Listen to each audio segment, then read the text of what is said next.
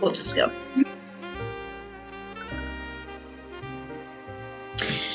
Hello, and welcome back to another episode of What Does This Button Do? A series where I play video games passionately, but with not a lot of skill. And I watch. I'm Rhiannon. And I'm Sigma. And tonight we are hopping right back into Tyrion Cuthbert, Attorney of the Arcane. We're going to be starting Case 5 tonight. Case 4 involved a lot of drama. I'm not going to give a full rundown here because it kind of spoils everything. And Case 5 is only going to be worse. So, you know, if you want to be up to date, you'll have to go back and watch the VODs. They are all available on the channel. It's fine. Go have a look. We'll wait. But for the time being, let's hop right in to episode 5. I told them we'd wait. They can pause us and we'll wait. I'm bored anyway. Let's go.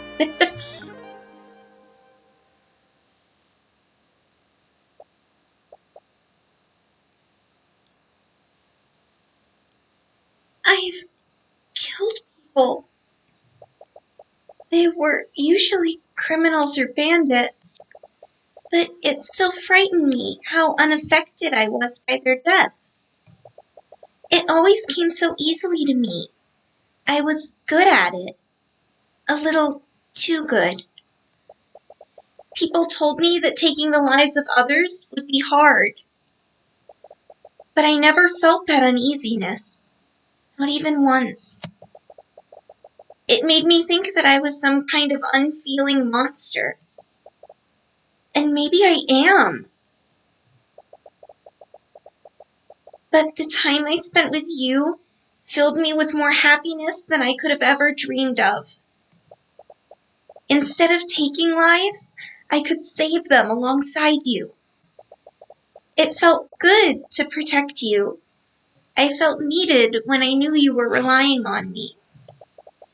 It made me feel like I was actually worth something to someone. And whenever I saw the light in your eyes, it filled my heart with a warm feeling that I'd never felt before. But it was too good to be true, wasn't it? In the end, I failed you. I couldn't protect you, just like I couldn't protect my father. I don't understand. What did you ever see in someone like me? Woo! We're starting with the heartstrings, eh? Oh, yeah. Tyrion? You still haven't gotten out of bed yet. It's almost noon. I think I just want to rest today. You've been saying that for the last 10 days. Someone is actually here to see you. You should really get out of bed. Is it Tymora? No. I'm still not really in the mood. Can you just send them away? That's a bit rude, but I suppose I can overlook it this time. It's been a hot minute since I voiced Arya. I got to get back into her voice. I mean, she got a little bit eviscerated. She got better. Steal it! As the prosecutor enters your room, you immediately leap out of your bed. Please be wearing pants. Please be wearing pants. Please be wearing pants. You try to futilely clean your unkempt hair, but you're just making it worse. Tyrion! Pants! Ah, jeez! Excellent. Brilliant. On point. We are firing on all cylinders. Right? Sorry! We'll give you some time to ready yourself. Thank you. I knew he was in a rut, but I certainly didn't expect this. I know. I'm really worried about him. I empathize with his situation, but it's been a month already. Have you tried speaking with him? He has opened up to you before. I did, but I think he's really broken up over what happened with Ruby. Arya's not gonna put up with your aggressive BS, Tyrion. Too true. Well, fair enough. Cuthbert, please get out of this rut. I need someone to actually give me a challenge in the courtroom again. Well, that just seems selfish. Accurate, but selfish. He's basically the closest thing he had to family. I see. Perhaps he just needs more time. After taking some time to make yourself presentable, you exit your room to greet the prosecutor properly. Good news. Found the pants. Sorry about that. No, I suppose the fault is mine. I shouldn't have intruded. So, what brings you here?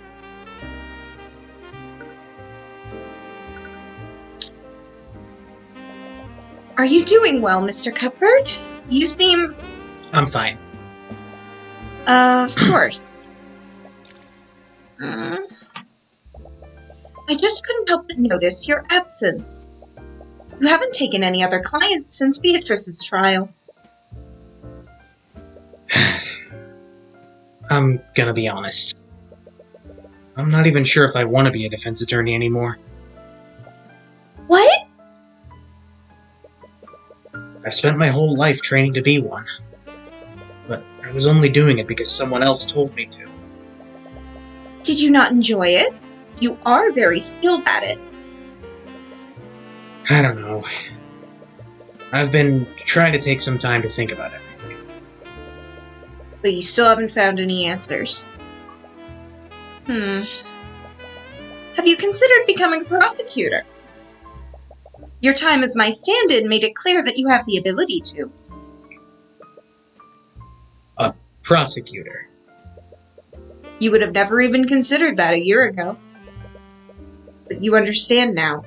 There are criminals who need to be brought to justice. And despite how difficult she is to face, Steelwind never engages in outright corruption like the other prosecutors of the Crown. If you followed her example, you could fight injustice that way. But even if you did that, you'd just be following someone else's footsteps. Just like before. I'll think about it. Please do. At this point, I could use all the help I can find. Oh. Ooh, let's leave that one for last. Yeah. Have your injuries been healing well? Yes. Nightgrave's skill in necromancy is quite remarkable. I'm glad I introduced him to House Asclepius. Ooh. This time. Yeah, at least he would be consciously following someone else's footsteps. Yeah, well, yeah. I'm never sure how to pronounce this name, so... I just pronounce it as it's said, or as it's written. Asclepius? House Asclepius specializes in the study of necromancy. After Nightgrave's expulsion from the Academy, I thought it was only right that he be allowed to continue his studies. Named after the Greek doctor who was supposedly able to raise people from the dead. It's a nice reference. Right, he mentioned that he owed you a favor. It was only logical. It would be a waste to let someone of his talents fade into obscurity. Asclepius, huh? Asclepius? Okay. Makes sense. I'll roll with that. I don't have Merit, my classics major friend, to consult, so... Alas, she's too ADHD for this kind of long-form content. Or something. I don't know. You're glad Wallace was able to continue his studies. He clearly wants to use his talents to better society. He's definitely in a better place than you are right now. Even so, should you still be moving around like this? You should take some time off to recover. As much as I would like to, there's been a recent uptick in cases of mage blight lately. Mage blight? You recall hearing about that many times. If a mage exceeds their stamina by overusing their magic, it starts to affect their mind and send them into a violent frenzy.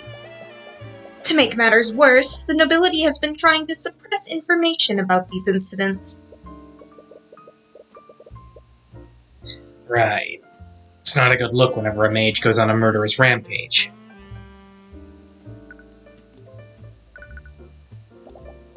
I was actually surprised to see you here, Celeste.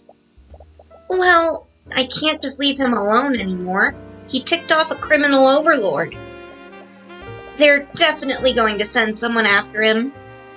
And he can't really take care of himself right now. Your thoughts are leaking. Hey, get out of my head! What? It's nothing. I am surprised, though. Not many people slight the Eye Taker and live. He's known for taking swift retaliation against his enemies.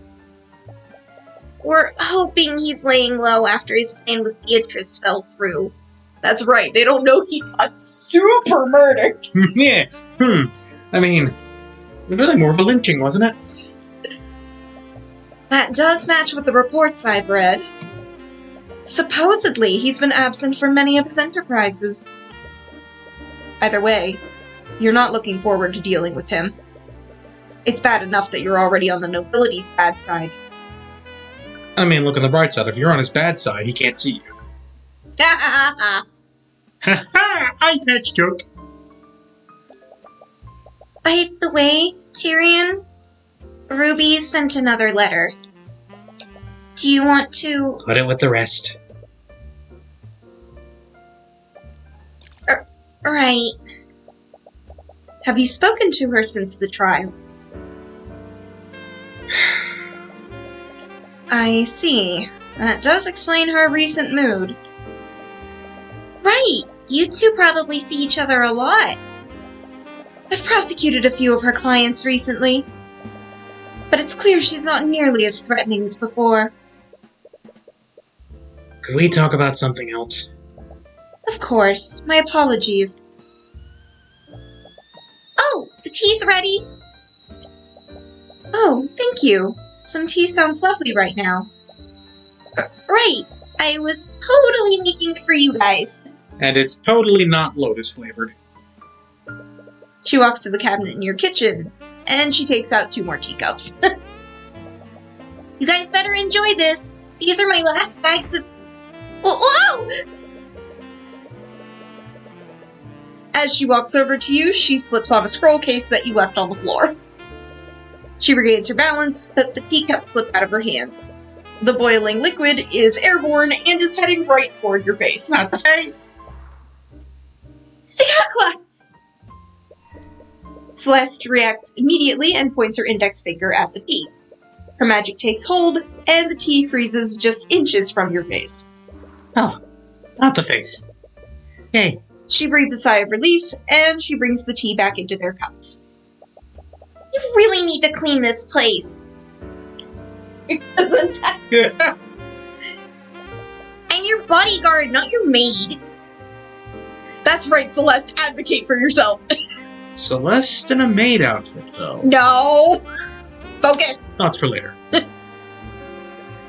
Or for fan art. Right. Sorry about that. That was shaped liquid, wasn't it? Yeah. Why is that relevant? Shaped liquid. While concentrating on the spell, the caster can magically manipulate up to 10 liters of liquid and form it into complex shapes. At any time, the caster can choose to freeze the liquid and solidify its current shape. While frozen, the caster can also choose to make the liquid instantaneously melt. We used this in Case 1. Yes, we did. Oh, I never expected you to... I know, but it's just too convenient not to have. She's really opened her mind about learning new spells. You remember when you first met her? Back then, she only knew how to cast Mage Blade. She hated magic back then. You never imagined how diverse her repertoire would become. Another visitor? I'm already up. I'll check it. You should let Celeste check it in case it's a dangerous person. Or, in case it's Ruby. Well, whoever they are, I'm not giving up any more of my lotus tea. You open the door and don't see anyone. But there's a letter in your mailbox. You take a closer look at the envelope. It's sealed with candle wax. There's a crest on it. It's the insignia of House Pierce. You quickly open the letter and read it. Despite supposedly being written by a noble, the paper has been torn in half. But the message is clear. I hope you understand. I would have never contacted you unless I had no other choice. This motherfucker? Yes, this motherfucker. I know the truth behind McCoy's true parentage, and I'm aware of how vital this information is to you. As you know, my execution is scheduled for next month, and I'm running out of time. Little desperate, bro. I want to trade this information with you. In exchange, you will grant me my freedom. That you will grant me. I don't care. Meet me in the private prayer room within the Grand Cathedral of the Scaled Lord at 2 p.m. You will save me from my fate. Or else... Or else what? Or else what? What is it? Oh, what's in the box? His wife's head. Next. Letter from Garrick Pierce. And I'm not reading all that again. Yeah. Man between Shape Liquid and Mr. Pierce, this first case really showed up. To be fair, that's something you usually don't see in Ace Attorney. He thinks for a second that we'd even think of helping him. I know how you feel. But aren't these the answers you've been looking for? I don't care! We're not going to help him! That was never an option. But clearly more to this. I agree. How was he able to find out in the first place?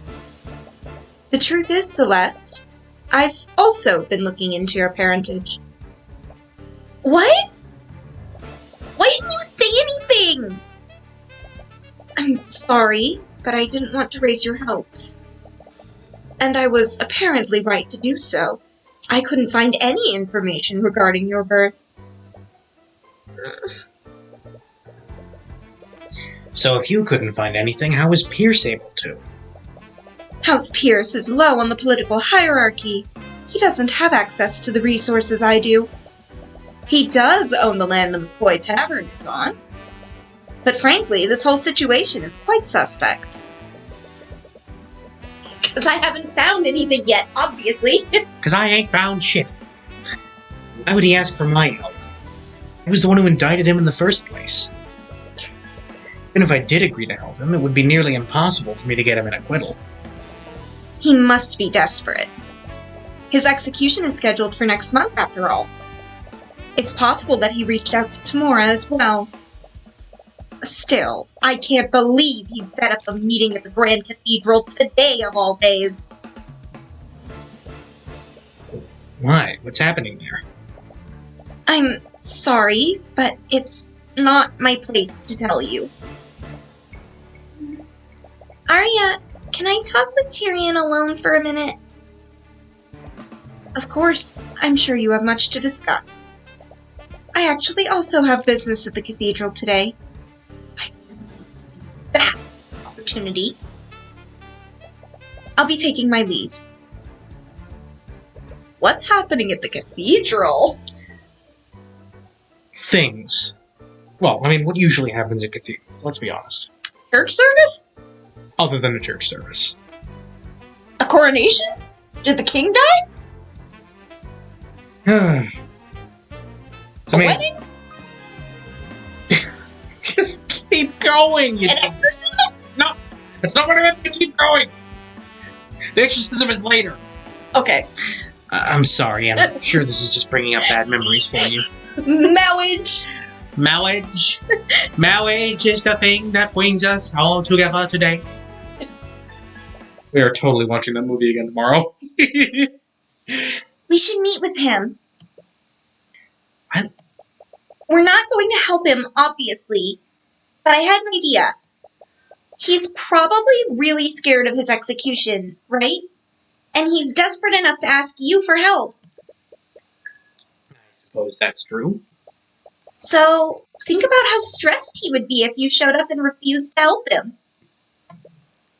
I could use the Eye of Horus on him. Using your brain, Celeste! Someone's got to.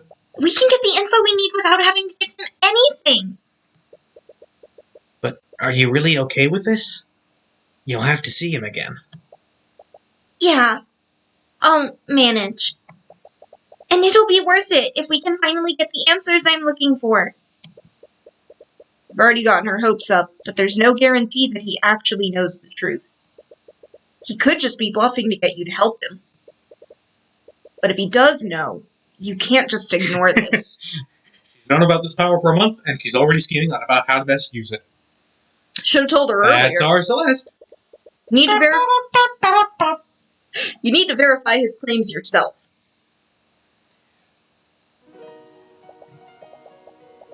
So this is the Grand Cathedral of the Scaled Lord. Ain't it something? Have you never been here before? I thought you spent a lot of time in Rathlin. The Church of Bahamut wasn't that popular in my hometown, and I've never been the religious type. What about you? It never really caught on with me. And apparently my roots are more celestial than draconic. Whatever that means. Yeah, I guess that makes sense. He certainly has the looks for it. Aww.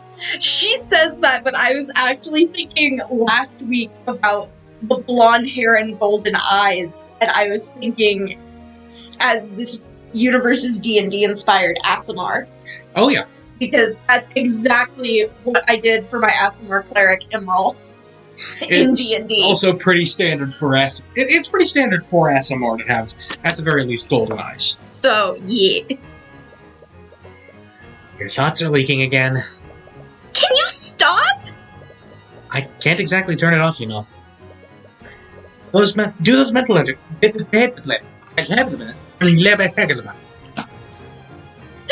Do those mental exercises I taught you. Ugh. As you approach the Grand Cathedral, you see a large blockade guarded by legions of the Kingsguard. It's closed off. Is there some kind of event going on? You recall Steelwind mentioning that she was heading here as well. The nobility must be using the cathedral grounds for something. It might explain why Pierce wanted to meet you here. It's probably secluded from prying eyes today, but how are we supposed to get in? Very quiet. Or this way. Tyrion Cuthbert? As you approach the blockade, one of the knights notices you. He glances at you and Celeste. We've been expecting you. Oh! I see. You exchange glances with Celeste, but you both enter the cathedral grounds. I guess we just in the front door. Ooh, pretty. Thought you'd like it. The main building is massive, yet mostly empty. This is the kind of church I would like to talk in. Because it feels like everybody in the freaking world can hear you. Well, that is kind of the point. You only see a few people within, and most of them are quite familiar. You spot Laifa and Miriam as you head further into the room. They both avoid eye contact with you, but it doesn't seem to be purely out of resentment. As soon as they see you, they move their conversation elsewhere. You did get their sister convicted.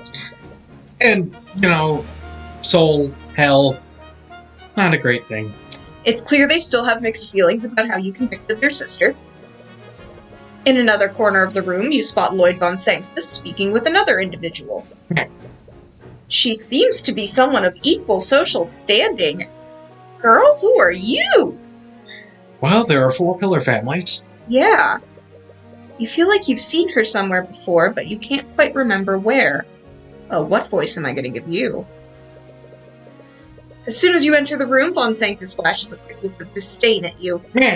You see him suddenly move his conversation out of the room as well. And finally, you see Lucio Steelwind speaking with his daughter. Along with the two princes. They seem to be speaking with another individual that you haven't met before. Is that the king? No, he's not wearing a crown. When he notices you, his gaze narrows, and he stares at the two of you warily. Aster especially seems surprised to see you here. He and Lucio ask the prosecutor something, but you can't quite hear their conversation. When she responds, Aster raises his eyebrows and Lucio's expression darkens. Uh-oh. What's going on here? Indeed. This is a little awkward. A little? Yeah. But we have some time before our meeting with Pierce. You, want to do some sightseeing? Oh? Are you asking me out? Chip. We are literally already out. Sure, why not? I picked up this map from the entrance. We can use it to navigate through the area. What is this, a theme park?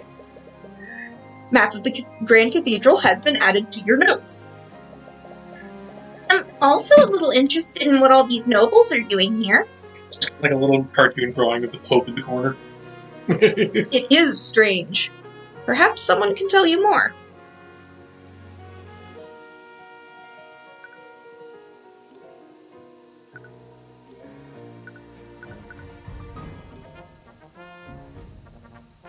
Look around, I guess. I don't think there's any point in casting detect magic in here. They better not turn the Grand Cathedral into a mall. Yeah. There are rows upon rows of seats for worshippers to sit at. At full capacity, this room could probably host thousands of people at a time.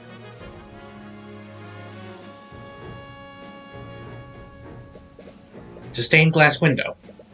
A small ray of sunlight is shining through it. Fancy. There's an altar at the end of the room. A religious figure would probably give a sermon here.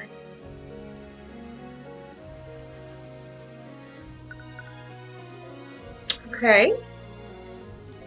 Talk about Aster? Why not? I think I saw Arya over there. We should go say hi. As you approach the group, the Grand General and the unnamed noble stare at the two of you. Hello? The nobleman looks at you, and then at Celeste. He silently scans the two of you. It's as if he's trying to read something. Your minds, perhaps? I don't know. He then walks away without a word. Rude. At this point, I'm kind of used to it. Mr. Cuthbert and Miss McCoy, I'm surprised to see you here. But pleasantly so. Yes, I'm a puppy. What? I thought you were the one who invited them. I'm sad to say that I didn't. Although I am happy to see you two nonetheless. What brings you to the Grand Cathedral today?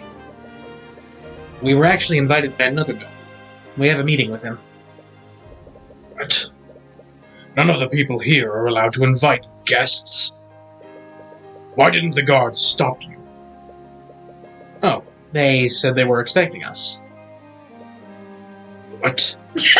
Lucio about to go discipline his men. That's apparently. It was Lord Pierce who invited them. Pierce! That little... And to think I granted his request for temporary release. I'm sure he meant no disrespect by it. He probably had his reasons. How can you say that? This is the day of your... Lucio confusion arc. He stops himself mid-sentence and clears his throat. Make no mistake. Even if he is a dead man, I will have words with him about this. The day of Aster's what? Coronation? Coronation, Rhiannon. This is bad comedy. Wedding? I would think the wedding would have more pomp about it. Yes, That's what a coronation. Well, yes, but... I have to ask, why are all these nobles gathered here?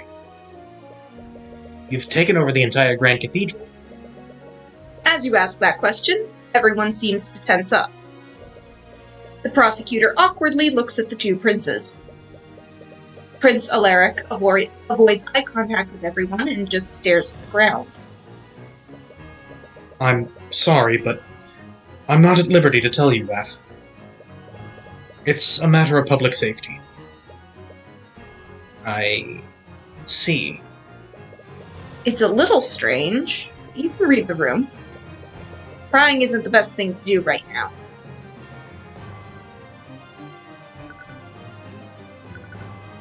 Oop. You said that Lord Pierce invited you here. For what reason? I can't really tell you that. You will tell us if it poses a threat to the nobles in attendance. Please, Lord Steelwind, there is no need for that. Mr. Cuthbert would never do anything to put anyone's life in danger. He's such a goody two-shoes. He is such a Boy Scout. As you wish, your hot Majesty. Is this the reason why Pierce asked for temporary release? The problem is with having a government official for a friend accidentally almost stumbling into state secrets. Also, he corrected himself to Majesty. Interesting. So Pierce was temporarily released to attend whatever this is. He could have met with you in his cell, but perhaps he wanted to be away from prying eyes. Lady Steelwind, Your Majesty, the High Speaker is ready to speak with you. Oh, you blessy Gracie. Wonderful. I've been looking forward to this day. This all day. Oh, I've been looking forward to this all day. Shall we go together, Miss Steelwind? Oh, she's thirsty. Yes, Your Majesty. She would like to accompany you. Wonderful. We shouldn't keep him waiting.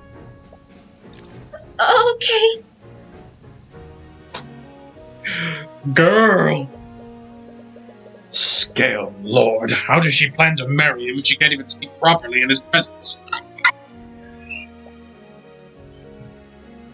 Honestly.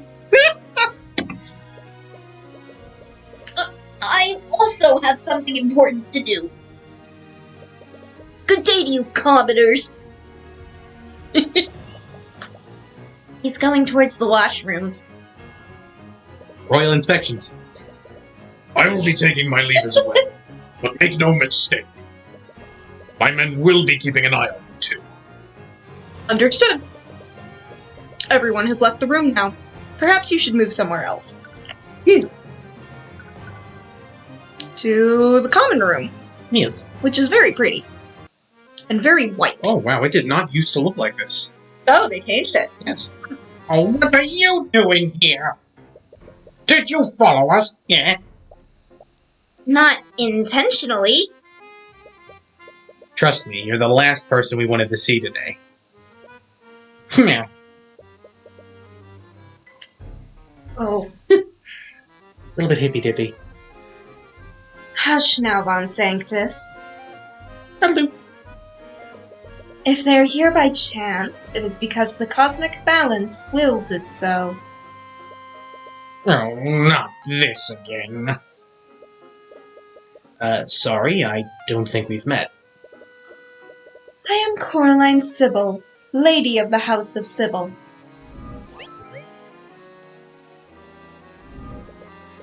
So this is the head of the fourth pillar family. She's not quite what you were expecting. Between her, Lucio, Lloyd, and William, she definitely seems the most agreeable. Oh, just wait till she opens her mouth. Starts talking about her, crystals in the face of the moon bullshit. For better or worse, you've gotten to know the other pillar families decently well. It might benefit you to learn more about her. Oh, maybe I should give her a different voice then. If she's the woo-woo crystal type. No, she's a bit of a woo-woo crystal type. Okay, I'm gonna change her voice then. So, you're the leader of House Sybil. What does your family do, exactly? How are you this ignorant? Each of the 4 pillars, as you commoners call them, control different branches of the kingdom's government. House Steelwind oversees national defense and law enforcement. House Freyga oversees economic development and finances. House Von Sanctus handles commerce, both local and international. And finally, there is House Sybil. We handle the kingdom's legislative and judicial branches. How does he not know the one that would be most relevant to his job? Himbo. That would also mean you're responsible for our kingdom's justice. That is correct. Oh, wonderful. Here we go. Meh. Eh? Meh. Yeah. Meh. Lady Sybil, are you aware of the rampant corruption happening within your justice system? Tyrion! I suppose it's only inevitable that you'd see it that way. Am I wrong? I've been involved in plenty of court cases, and it's very obvious. All your courts care about is closing cases as quickly as possible. The system is corrupt to its core. The courts don't even try to hide it half the time. Yet you've prevailed against this so-called corruption in each and every one of your cases. Only against every conceivable odd. And I can't be everywhere. Do you have any idea how many commoners are falsely convicted every day? If they are convicted under my system, it's only because the cosmic balance deems it so. What are we even talking about? The cosmic balance is the natural order of things. Under it, the guilty are punished while the innocent are protected. And yet, when a noble commits a crime, they only need to waive their influence to escape any consequences. All while their victims are forced to suffer in silence. Or, worse, an innocent commoner is framed for the crime. Regardless of your personal feelings, our kingdom needs the nobility to govern the people. If they were held to the same standards as commoners, our society would surely collapse. Tyrion for Attorney General! You take back what you said about her being the most agreeable of the 4 pillars. Whoop, there it is. Tyrion, Yeah, this lady got a goal. Tyrion Cuthbert for Attorney General 2024. Oh, boy. So you think nobles like Pierce and Von Sanctus should just be allowed to get away with murder? Are you still sore about that? I'm sure you'll realize it by now. I've more than paid for what happened with Jason Wynn. His name was Justin Way. And if you were truly paying for your crimes, you would be in prison. Blech. If you were truly paying for your crimes, you'd be in prison right now.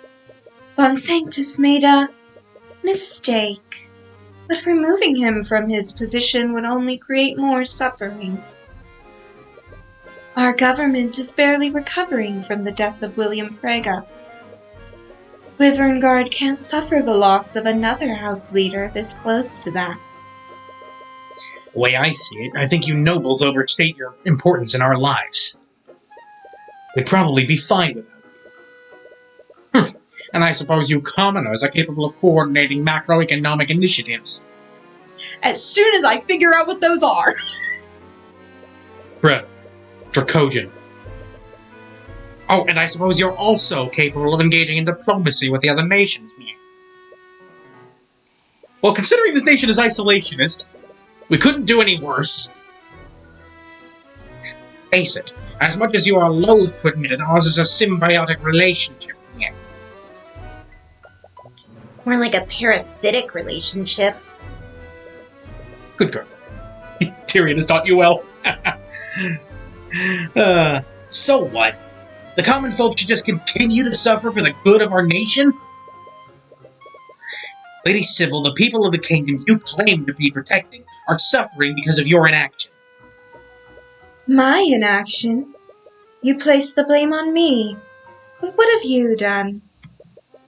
You were once a champion of your so-called justice, but you've stopped your work as a defense attorney. How many lives could you have saved in the month that you spent on vacation? Hey! I'm only human, as far as you know. It's not his responsibility to solve your mess. Good girl. You have no idea how much he suffered trying to do the right thing. Celeste is such a good breed. Celeste. Perhaps you're right. He shouldn't bear that kind of responsibility alone. But every commoner has the ability to learn and practice law as you do, Mr. Cuthbert. Do they, though? So why are you one of the few commoners that do so? From what I've heard, you're one of the few people who defend mages of the common folk. Every other attorney wouldn't even consider taking them as clients. Perhaps the problem lies in the common folk, then. They are fully capable of rising to defend the so-called innocent, yet they do nothing. Also, yeah, as he says, because this is clearly a high-stress job. Yes. Also, law school costs money. In, like, every society. Like, I'm pretty sure even... I don't quote me on this. I know we got a lot of countries now where college is actually free, and that's absolutely a beautiful thing. But I'm not aware as post-grad stuff is also covered under that. It probably varies from country to country, but the point being, at least when you live in a hellhole like, say, Wyvern Guard, or the United States, yeah, if you ain't got money to work your way through college, you're not gonna be in a position to defend the broken, the beaten, and the damned. Doesn't matter how much My Chemical Romance you listen to. I wondered. Never mind, this was clearly a mistake. Let's go, Celeste. Yeah. Finally, thank the scam lord, man. Can we deck him on our way out?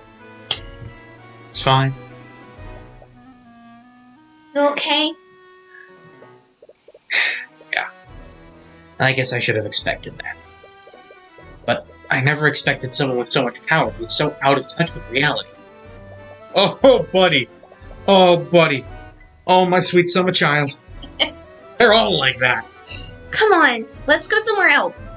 We still have some time before the meeting.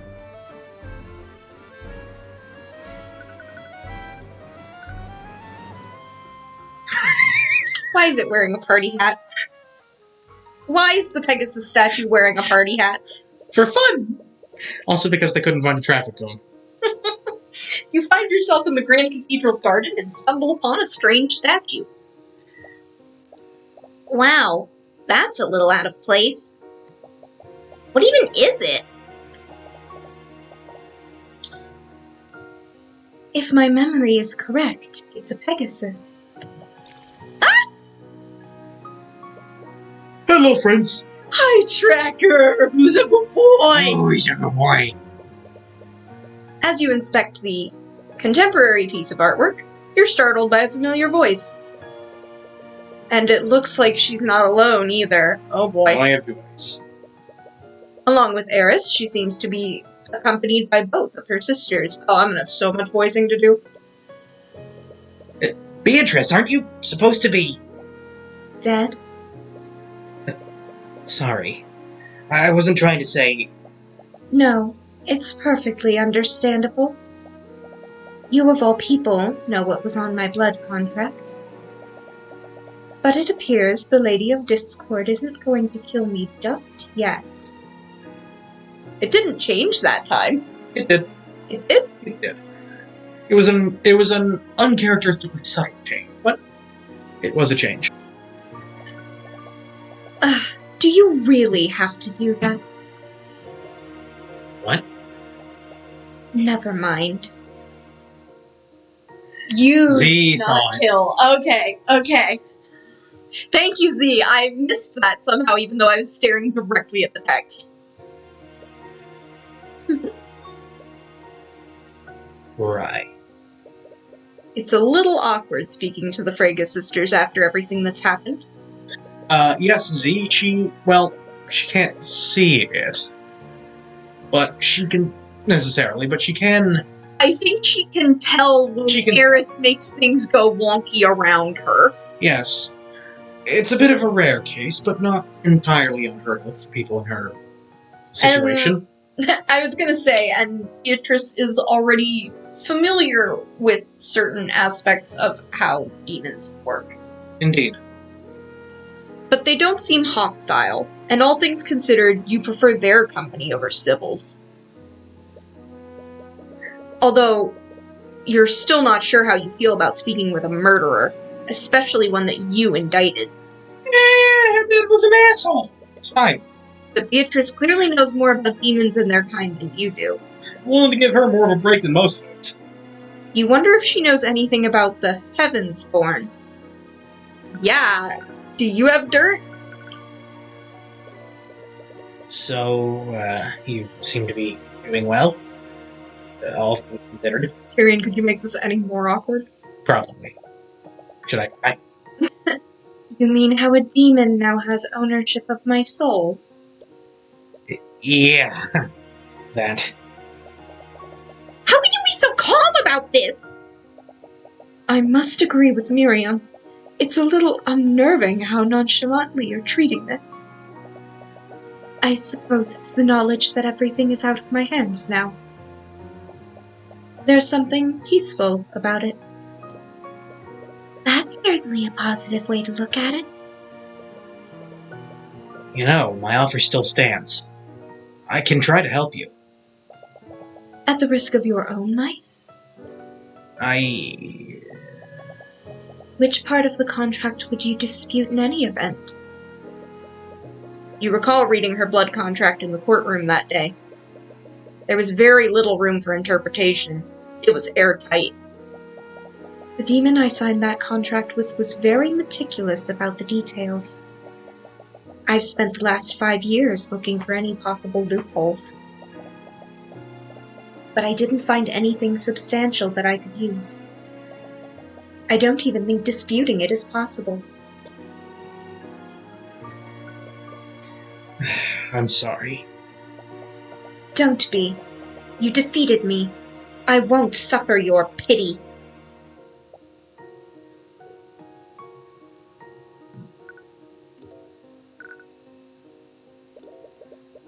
I feel like we always end up randomly meeting you like this, Eris. What brings you here? I requested to accompany Beatrice to this event. After all, I don't have many opportunities to enter a church like this. I can imagine. Beatrice knows what's up. By the way, is your father still... Oh, if you're worried about him, we've already had a conversation about you. I don't think he'll be visiting you anytime soon. Oh, thank you. That seems too good to be true. How'd you pull something like that off? He may look like a hardened criminal, but he's always had a soft spot for his family. He also owed me, and I have a way of making people see things my way. Well, yes, quantum editing will do that. She's right about that. The double meanings for Beatrice and Eris are too much. I am severely uncomfy. It's just like big freaking winks at the camera. Yes, and I get very uncomfortable when a whole bunch of people wink at me. Well, wait, if you're here, does that mean Maraneth is also... Oh heavens, no. They'd know. There's no way they'd let me bring him here of all places. I left him at the entrance with the King's Guard. If he tries to escape, that knight over there is ordered to kill me. She points to a knight that's silently watching the sisters from afar. Oh, hey, how you doing? Eris has been basically winking at the camera all game. Yes, and she makes me uncomfortable. You're surprisingly calm about all this. Please, I regularly deal with demons. This is nothing in comparison to that. You really haven't changed. I suppose not. But enough about your father. Wait, does that mean you can't see right now? How did you know which statue I was looking at? It was a lucky guess. That grotesque statue certainly makes an impression on you. Oh, Maranath just spoke with me. He wanted me to let you know that he can smell your celestial stink from the entrance. Good to hear from you too, buddy. Love you too, Marin. I wasn't expecting something that was basically exactly what I would say in that scenario. Oh, wow. I probably shouldn't repeat his response to that.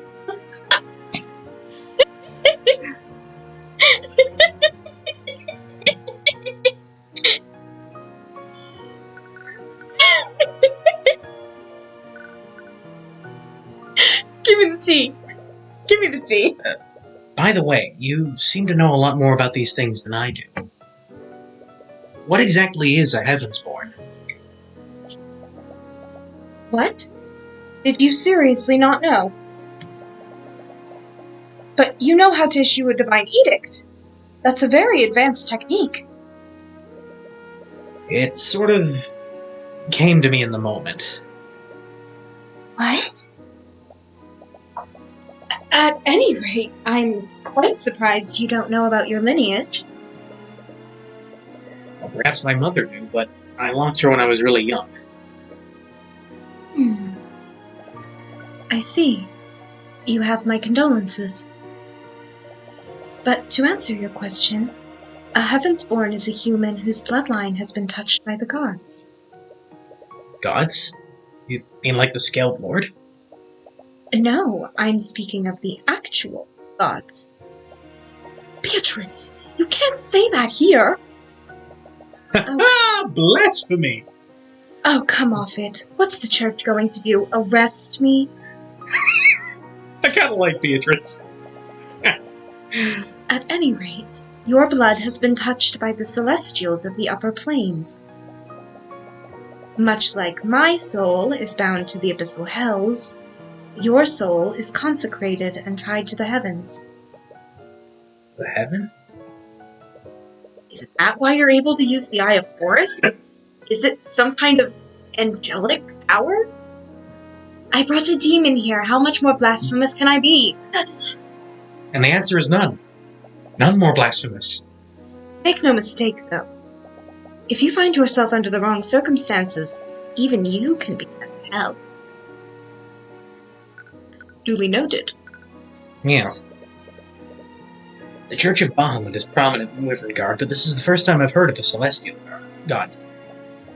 Ah, that makes sense. It's probably because of Wyverngard's bloody history with the Theocracy of Lumina. The Theocracy? Aren't they the nation northeast of us? Tyrion, did you learn literally anything except lawyering? A bit of geography? Yes. The Luminites worship the celestial gods, while our people worship the ancient dragons. A few decades ago, our nation was locked in a bitter war with the Luminites. Even now, the Crown sees the celestial religions as a possible threat to our draconic culture. The Church has done its best to wipe out any religions that worship the celestials. I see. But if your bloodline is blessed by the Celestials, does that mean that our kids will also be Heavensborn? Celeste! Jumping the gun a bit, aren't we? I suppose so. I think my mother was also a... Wait, what did you just say? Your kids! I asked if your kids will be Heavensborn. Huh? Gotta be honest, she's not as good at it. She's not as good as Eris. Celeste, your thoughts are coming out of your mouth now. Oh, I Freudian must have slip. misheard you then. Wow. If only you were always this easy to lie to. So, anyway, I'm a little curious about the Theocracy of Lumina. If they worship Celestials there, would I find other Heavensborn there? Heavensborn aren't that common there, either. Frankly, I'm surprised there's even one Heavensborn living in Wyverngard. How did your bloodline even find its way here? I suppose I don't really know. My mother never really told me much about our ancestry. That makes sense. If the Church of Bahamut knew what you were, they would have definitely hunted you down. Great. The last thing you need is another faction that wants to kill you. It just keeps happening. In any event, travel into and out of Wyverngard is technically illegal. And I doubt Lord Steelwind would make an exemption for you. He is an old veteran of the Great Luminite War. Veteran? Vet? No tracker. Oh no. I hate the vet! I'm not going! You'll never take me alive! Bark, bark, bark, bark, bark. Love you, Tracker. You all watch as Tracker frantically runs through the garden, barking loudly. What a goob! Laifa chases after him as he runs towards someone. I should probably go help her. It's almost 2 p.m. We should head to the prayer room. Thank you for answering my questions, Beatrice. Let me know if there's anything I can do to help with you with your situation. Of course. Celeste. Right. You're awfully chipper. Celeste was awfully chipper. I mean, she's Celeste.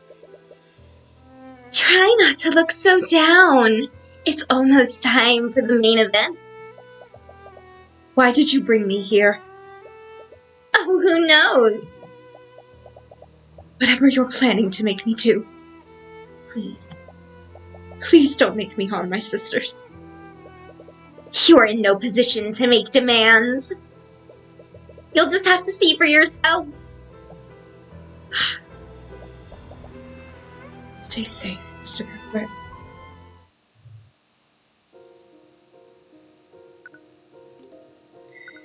I've got a good feeling about this. I have a very bad feeling about this. You want to go to the nave? Nave? Nave. Nave. That's the big room. Oh, right. We have already been in the nave. I don't know church words. That is fair. Me no talk pretty. The nave is another name for the big sanctuary. Yes, I may have gathered that much. Are you ready? Yeah. At least, I hope so. If it becomes too much for you, don't hesitate to leave. I only need a few moments to look into his mind. No, I'm the one who asked you to do this. And I'm not going to leave you alone with him. All right. That's what you want. Yeah, Tyrion.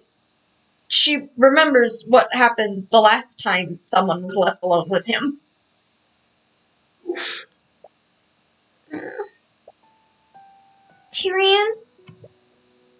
Yeah? Thank you for doing this. It really means a lot to me. Of course. This will finally give you the answers you've been looking for. It's not just that. You've done so much for me since I met you. You got me acquitted. You helped me work through my grief for my dad. It feels like I can never repay that. What are you talking about? For the past few months, all I've been doing is relying on you. I genuinely don't know what I'd do if you weren't a part of my life. I should tell him.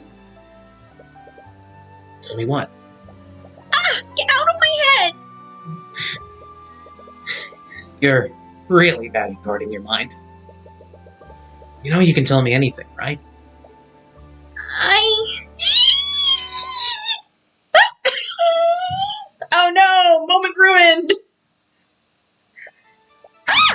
No, do carry on. I'm just... Arya? I'm just... How long have you been standing there? No, don't let me. I'm just consuming the condensation off the ficus. Oh, well, I knew you'd be here around this time. I wanted to wish you luck, but then you two seem to be in the middle of something. I didn't want to interrupt. Don't stop on my account. I'll just get out of your way. Oh my god. As she awkwardly skitters away, you see something fall out of her pocket. Oh, Arya, you dropped your runestone. As she picks up the runestone, she accidentally activates it. An image of a piece of evidence appears for a brief moment, but she quickly hides it. But not before Celeste sneaks a peek at it. Scandalous? Oh! Oh, I see. Celeste, don't just invade her privacy like that, without inviting me. Don't be like that. I'm really happy for you. Thank you. Good luck. A part of you really wants to know what she saw. I'm Taste sure. the nudes of Prince Esther. But one of you has to exercise some self-restraint. It's okay, Tyrion. I'm sure we'll find out as soon as it becomes relevant. Well, let's go meet with them. Yeah, let's do this. I can tell him after. Ah, you finally arrived. Oh, you were actually here. I thought this was a setup. I suppose this means you finally decided. Wait, you two? We got your letter. Letter? What letter? You sent us a letter, Pierce. It said that you knew who Celeste's parents were.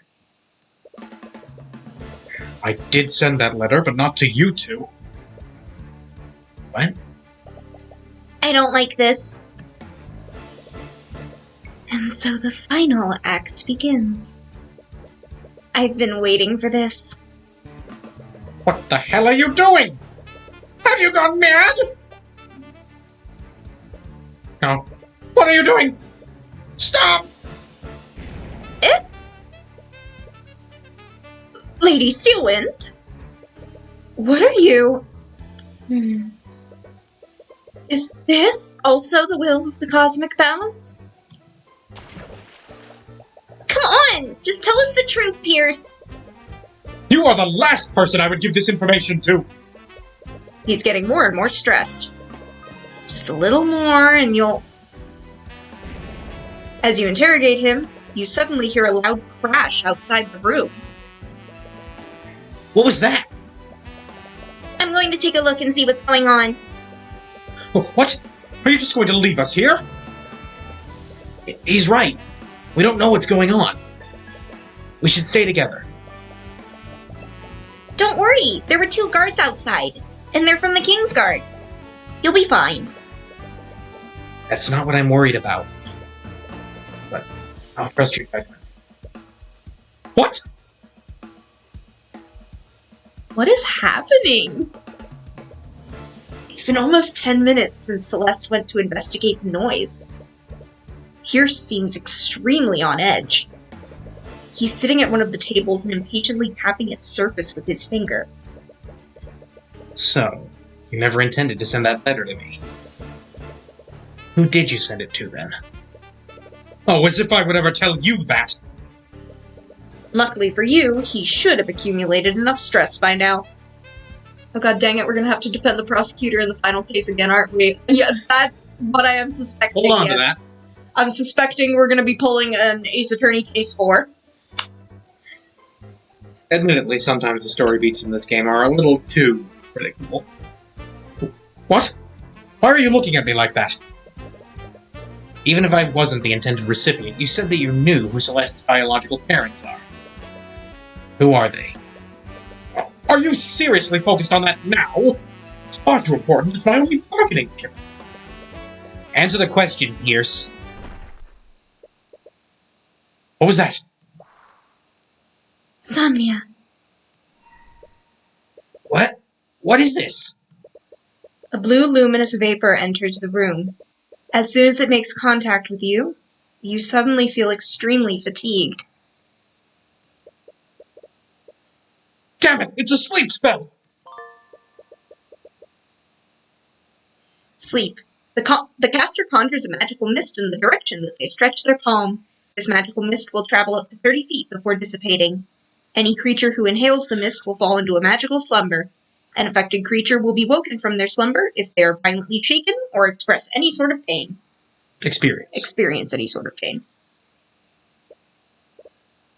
I miscalculated. No. If they got here, that means... You try your hardest to stay conscious, but the spell is too powerful. You feel your body slowly dropping to the ground. Tyrion's taking the train to Sleepy Time Junction. Oh.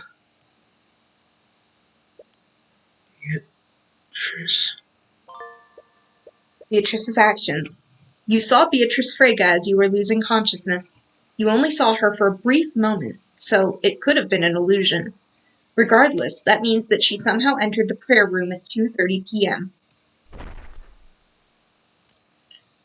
Yes, I would like to save my progress. This is getting interesting.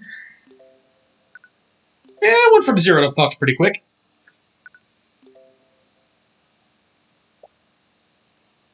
Man. Tyrion! What? Celeste? Tyrion! I'm so sorry! I should have listened to you! I should have never left you alone with him! Hey, it's okay. Tears are streaming down her face. She was clearly worried about you. You try your best to comfort her as you look around the room. What happened? How long were you knocked out? As you look around, you see several other people with you. Also a chalk outline? Also a chalk outline. Commander White is leading a group of knights. They all have their weapons drawn and pointed at someone. It's Prosecutor Steelwind? Well, like I said, not the biggest rug pull we've had. Commander, I understand your position, but there has to be another explanation. Look, Your Majesty, I get where you're coming from. But from what the witnesses have told us, it has to be a case of maybe.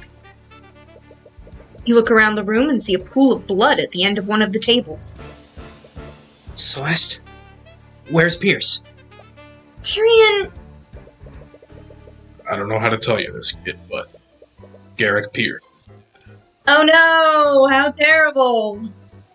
Couldn't have happened to a better guy. What? We're honestly surprised that you're okay. But who? You look at the knights who all have their weapons pointed at the prosecutor. Wait a minute. You think Steelwind did this? It wasn't just Lord Pierce, Mr. Cuthbert. We also found the bodies of Lord Von Sanctus and Lady Sybil. Oh good, I don't have to voice her anymore. I'm sorry, that was mean. No, fair. How tragic, I am so shook. What a troubling development. Hashtag shooketh. Anyway. Not to mention a bunch of the King's Guard have gone comatose. Comatose? I don't want to believe it, but several people saw Steelwind acting off at the scenes of the murders. We also found her unconscious here. And Pierce's body was lying next to her. No, it wasn't her. I saw Beatrice before I passed out. She was the one who knocked us out. Yay! Not the King's Guard, they do deserve better than that. Do they? They're just doing their jobs. Their job is they're cops. All cops are What again? Doing their jobs? No, bastards! Okay, fine. Beatrice? What the hell is going on? Commander White, you need to put me in a holding cell. It needs to be one with an anti-magic field. What? I'm a danger to everyone here. We need to go now. What are you talking about? Now is not the time. Do it, Commander! Right. You watch as the Inquisition arrests Steelwind and escort her out of the room. Okay, so she also believes she is suffering from Mage Blight. Damn it, what happened? I mean, ultimately, that is the smartest choice she could take, because I'm sure she doesn't want to think she did this either, but she knows if it's a possibility, she wants to make sure she doesn't hurt anyone else, especially not Aster or her father. Arya's nothing if not pragmatic. Mm-hmm. I know you have many questions, Mr. Cuthbert, but we should make sure that you're okay. Yeah, there's a necromancer in the nave. They have a point. You have no idea what happened while you were asleep. You know, in any other context, there's a necromancer in the nave would be a bad Yeah, it sounds Very, like a bad very thing. You follow their suggestion, but not before making a note of the current time. Have you ever considered going to detective work, Tyrion? I mean, in this universe, if you're a prosecutor or a defense attorney, you're kind also a detective. Yeah. Basically. It's... It's 3:12 p.m. So you were out for about 45 minutes. Give or take a couple. Something like that. Nothing seems to be out of the ordinary. Except... What? What's wrong with him? Celeste. If you would just let me finish... There appears to be a trace of necromancy on you, Mr. Cuthbert. Necromancy? It's probably nothing. Did your assistant cast any spells on you? Mr. White is... Orem White is also close to being a detective for this world. Which, being that this is Ace Attorney alike, basically just means he's comic relief. Oh, right. I used healing magic on him when I found him unconscious. Ah, I expected as much. But it never hurts to make sure. Still, nothing seems out of the ordinary. You're quite healthy. Have you considered giving blood? You should be fine to go about your business, but please speak with me again if you experience anything out of the ordinary. I always feel bad whenever people ask me if I've considered giving blood, because then I have to explain that my veins are too freaking tiny for the needle, and so I physically cannot. I would love to participate in an activity that would potentially save a life, but I literally can't, because I am too small. Thank you. I am Lord Lazaric Asclepius of House Asclepius. Lazarus. Oh, wow. They really went double on the rising from the dead thing. It's a theme. Lazaric, Lazarus.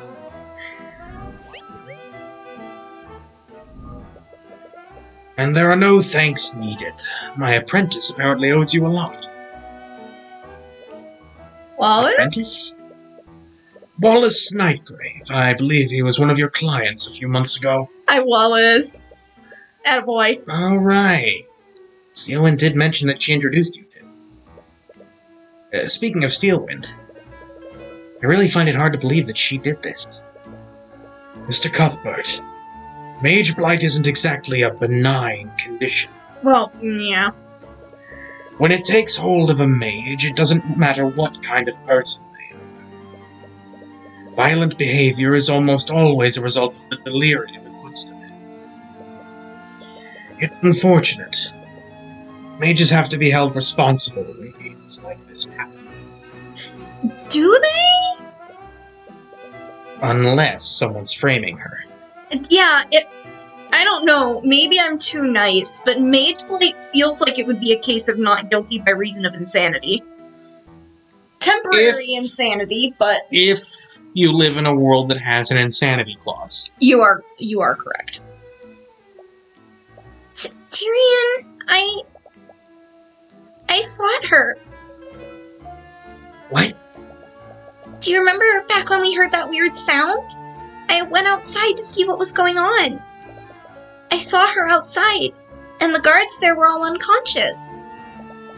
I tried to ask her what was going on, but she didn't say anything. She just attacked me. What was her emotional state like? Oh! Whenever I'm around, it's hardly ever a straightforward case. Someone has to be framing her. This is true. Well, she was pretty cold and emotionless. So, you know, exactly like she normally is. Bonk. I mean, she does present that front 90% of the time. I'll allow it. It almost looked like she was sleepwalking. That's actually rather strange. What do you mean? When someone is affected by mage blight, enter a state of extreme psychosis. Psychotic episodes like that raise the affected mage's paranoia to ridiculous levels. That's why these cases almost always end in violence. If she was affected by mage blight, she shouldn't have looked anywhere near as calm as you're describing. Clearly they haven't worked as far as Case 5 in terms of typos and grammatical errors yet, It's... because there have been some bad ones in here. Well, yes. I'm trying to just talk around them, but... Yes. You might be onto something. If what you're saying is true, there has to be more to this. You're planning to defend her, aren't you? At the very least, we need to find out what actually happened. I feel like there's more to this than we're seeing. But you saw her, right? Commander White, you need to put me in a holding cell. It needs to be one with an anti-magic field. What? I'm a danger to everyone here. We need to go now. She wanted them to arrest her. Right. It's as if she thought she was a danger to others. But she was also the person who was closest to figuring out that Eris was pulling strings. So of course Eris would want to use her. Be a good way of getting... It would be a very good way of turning a particularly annoying thorn in one's side into an asset. And so I think Arya is aware that Eris is able to control people and already thinks that Eris might be controlling her. That feels like a jump. Okay, that might be a jump, but either way, putting herself in a holding cell with an anti-magic field would be the safest way to go about things. They can't magically control your brain if they can't get to it. Regardless of what really happened, she clearly believes that she was responsible for this. But there's no way that she'd do something like this. Something else is happening here, and you will get to the bottom of this. You're not sure where each of the murders occurred. The Inquisition should be able to tell you more about that. You'll also need to speak with Steelwind. If she really was affected by Mage Blight, she should be able to remember what may have caused it. But in any event, the prayer room's the room you're most familiar with. You'll probably want to start there. So, let's start there then. Or should we talk to Arya first? Up to you. Oh, right. They're probably not done with Arya yet. Oh, yeah, they're probably still interrogating her. Yep. You arrive at the prayer room. It's now swarming with knights from the Inquisition. Hello, friends.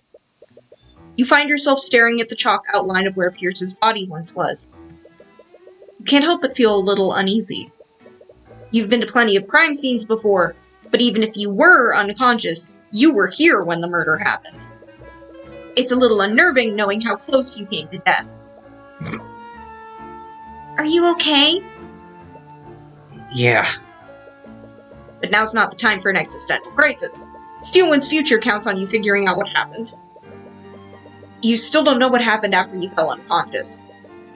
The Inquisition believes that Steelwind broke into this room, knocked you and Pierce out, and then killed him. But you remember it clearly. You saw Beatrice before you lost consciousness. There's more at play here than you realize. Celeste also fought Steelwind after Beatrice knocked you out. Perhaps she can tell you more about how she was acting. Let's examine the room first, and of course, prepare your Arcana. That's a lot of magic.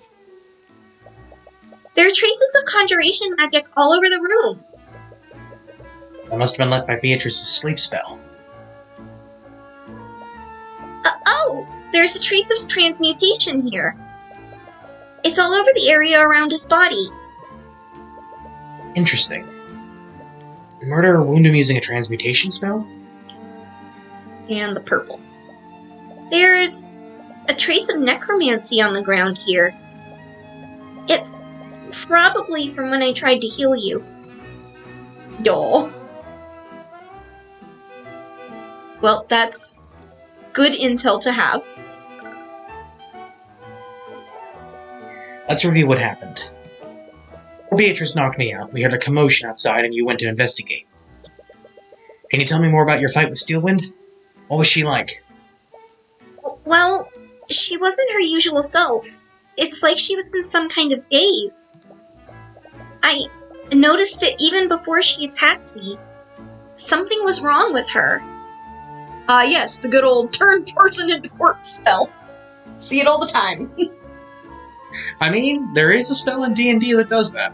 Or at least simulates. Oh yeah, and she didn't even respond to me when I tried to talk to her.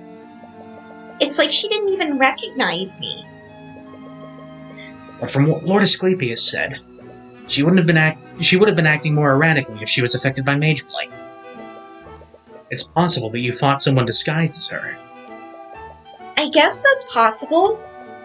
But whoever they were, their magic was still extremely powerful. And several members of the Four Pillar families were assembled here. It could have been one of them. We should speak with Commander White when we get the chance. The Grand Cathedral was closed from the public for whatever was happening here. They probably have a list of everyone who was present when the murders happened. This means that whoever did this was one of the nobles that was here today. Yeah, we conveniently have a very limited list of suspects. And annoyingly lightweight posters. It's not that they're lightweight, it's that the sweating of the wet glass makes it stick to the coaster.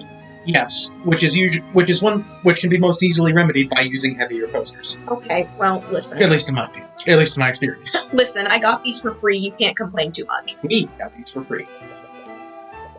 We really need to get a soundboard just so I can blast this anthem whenever I do that. Beatrice can cast invisibility, so I doubt she'd let you see her. But did you see her at any point when you were fighting Steelwind?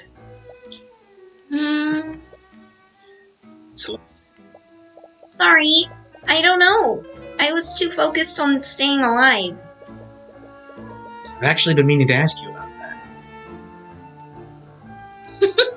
Although crocheting would also work, see.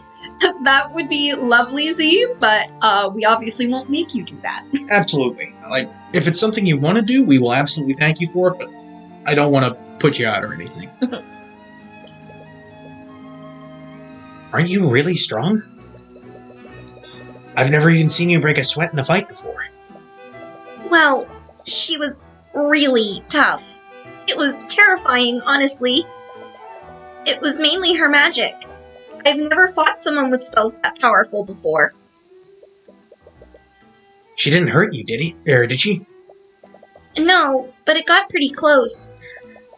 I think she realized that she couldn't beat me, so she just ran past me and into the prayer room. She didn't hurt you, did her? My brain. It is so fried and so small. So her real target was Pierce. Why? Did you see the moment she murdered Pierce? No. When I arrived at the prayer room, I saw you and Steelwind unconscious on the ground. And Pierce was already dead. Yeah, Steelwind sounds like a person who is just tough in a fight. And also, isn't it established that her dad could, like, blow up the entire freaking country if he tried? Shoot, she probably could. She knows the same spell. Yeah. Like, she is noted to be one of, if not the most powerful mage in the kingdom.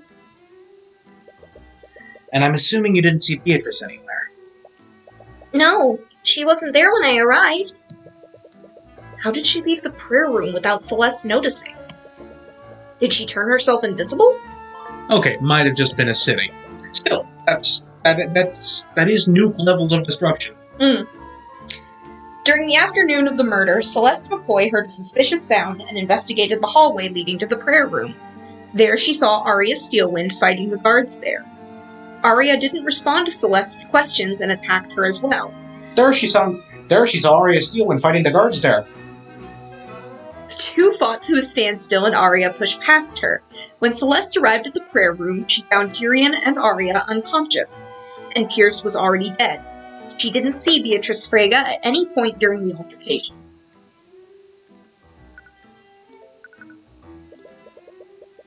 We showed up at the prayer room for the meeting at 1:50. Okay.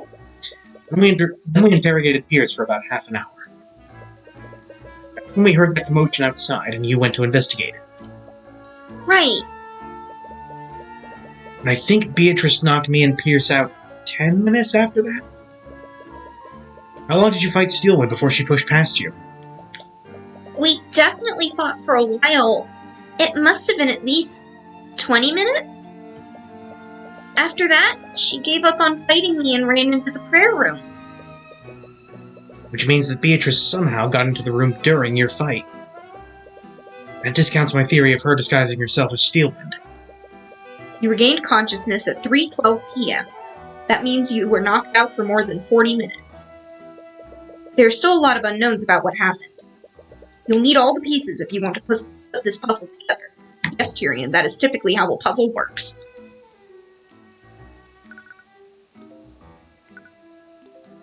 Okay. Listen. Himbo. Knave, I guess. Let's pop back into the nave, Yeah. see if anything's changed. Let's just hop It's around. on the way. Let's just... Nothing has changed. Oh, okay. I thought we were supposed to come here and talk to Orem, but...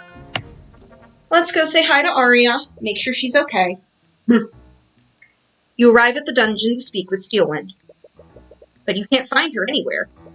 There's only soup. The Inquisition and the Kingsguard must still be processing her. We should come back later. Okay. Okay, maybe investigate the prayer... Wait, did you investigate the nave without... Or the prayer room without detect magic? I don't think I did. Let's go back and do that. See if that gives us any important intel. That, ladies and gentlemen, is what we call doing a stupid. That's what we call failing a spot check. There's a chalk outline where Pierce's body probably was. God, that's an all-night session no one wants to repeat. One fight that lasts all night long. Ooh, I don't know, bud. Kinda sounds like a good time to me. I mean, I guess it kinda depends on the context, but still. Looks like he was sitting against this altar when he died. The bloodstain seems to imply that the fatal wound came from his chest. An autopsy report would really be helpful here. You should ask the commander for a copy of it the next time you see him. Give the coroner a chance, jeez. Listen, we're not in good with the coroner. Besides, we're not guessing for another character model. There are 3 stained glass windows. They look quite nice. That's supremely unhelpful, Tyrion. Thank you. Yes, yes it is. Hey, that's all we needed. Well, it looks like you found everything you can here. You should move and take a closer look at the other crime scenes. There we go. My bad. Failed a spot check. Is there anything different in the nave? No! To the common room, then. Whoa. Oh my. Oh dear. You retrace your footsteps and find the common room. It is significantly less white than it was when you left it. Did Von Sanctus have beans? This was the last place you saw Von Sanctus and Sybil before everything happened. You look around and see that most of the room has been entirely scorched.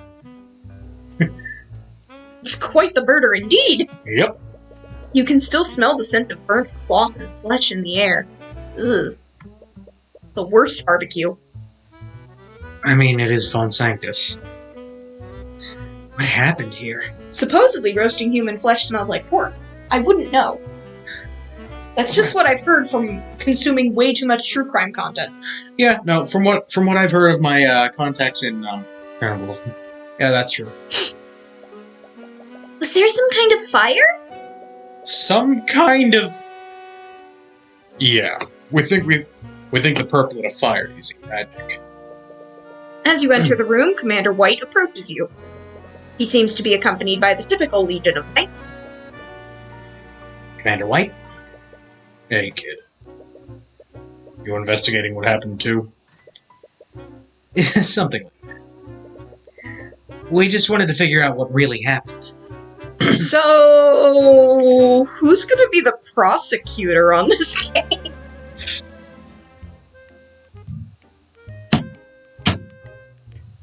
You just switched to the Golem juice. I mean, not for... I'm just gonna say... Is Mara not Oh! No, just another No, just really someone else is gonna gravel wreck my voice from having to talk as them for a while. You and me both. Nothing about this case makes any damn sense. I'll be honest. I really use your help in trying to figure this out. All yours, buddy. Oh, Honestly, you're not sure who you can trust at this point. But the commander is leading the investigation, and he's bound to have information that will be useful to you. Not far enough! Z! There are other people that wreck my voice, I promise. He's just the worst offender. This whole situation's a damn mess. has the Inquisition found any clues to explain what happened? We only have the basic stuff so far. We've only just received the autopsy reports. Got any extra copies? Funny you should mention that. That's still pretty useful. Do you have copies of them? Sure. Knock yourselves out. Autopsy report. Garrick Pierce. Died at 2:45 p.m. in the prayer room. Cause of death was blood loss. A shard of frozen liquid was found stabbed through his heart. It is very likely that this was the murder weapon. The wound also shows heavy traces of transmutation magic, and traces of conjuration magic were found throughout the room. Well, how That's- about that? Poetic. That's what we call dramatic irony, Crump. Autopsy report. Coraline Sybil. Died at 2:18 p.m. Cause of death was suffocation. Her body was found floating in a nearby lake outside of the Grand Cathedral. Hold on, I gotta. I've been working against, or alongside you for a while. You're definitely investigating this. Traces of transmutation, evocation, and necromancy magic were found on the body. Was it suffocation or drowning? You suffocated her and then threw her in a lake? Autopsy report. Lloyd Von Sanctus. Good riddance. Died at 2:50 p.m. 205. 2:05 p.m. The cause of death was suffocation. Fire in the common room burnt the body too much to discern any specific wounds he might have suffered. However, a small trace of evocation magic and a burn mark were found on the victim's left shoulder. This implies the body was hit with a fire-based evocation spell. Traces of abjuration magic were found on and around the body. And nothing of value was lost. Wait, Pierce was killed with a frozen blade? Isn't that similar to how he killed Flintheart? And Von Sanctus was killed by being lit on fire, much like how he dumped a man into a vat of boiling acid. Lacking actual boiling acid, the killer had to improvise. Funnily enough, Sybil also died while standing by and doing nothing. Fascinating. Yeah, kid, that's called dramatic irony. Sorry, I didn't mean to... No, it's okay. It's still strange, though. Why would the murderer kill Pierce using such a convoluted method? If Steelwind really was affected by Mage Blade, she wouldn't have done something like that. The murder of Garrick Pierce. The Inquisition found a frozen blade impaling Garrick Pierce through his stomach. There were traces of transmutation on his blood. This implies that the murderer used shape liquid to create this blade and murder him. Out of his own blood, that's fucking metal! Which is oddly similar to how Pierce murdered Flintheart with Koi. But why would the murderer do this when they clearly had more lethal spells at their disposal? Pierce used this method during Flintheart's murder to leave as little evidence as possible. However, it's clear the murderer wanted to frame Arya and leave as much evidence as possible.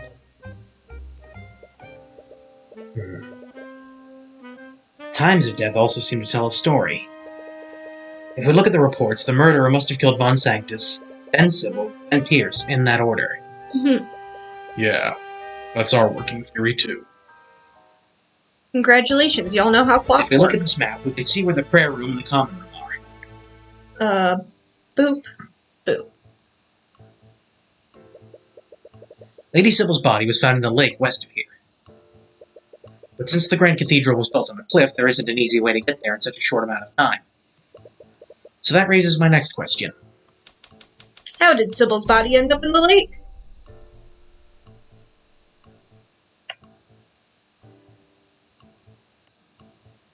It's pretty self-explanatory, really. Grand Cathedral was built on a cliff over the lake. Oh, but then they had to carry her from the garden to the balcony? No. Oh, I thought her... If you'll recall, from what we saw of her final scene... Oh, She yeah, was she already- was on the balcony. You are correct. I was mixed she up because garden was one of the places that we could go. was a hippy-dippy crystal woo-woo weirdo type. He was probably out there to commune with the sea or something. The westward balcony just happens to be right over it. Yeah, I guess that makes sense. Oh god, he's doing the breakdown thing again. Oh god, here we go again. We even have a witness who saw Steel Wind there. Who? Really? Who was it? The Pope. Pope! The Pope. The Pope! See? Oh. It was High Speaker Theon Arceus. God pony?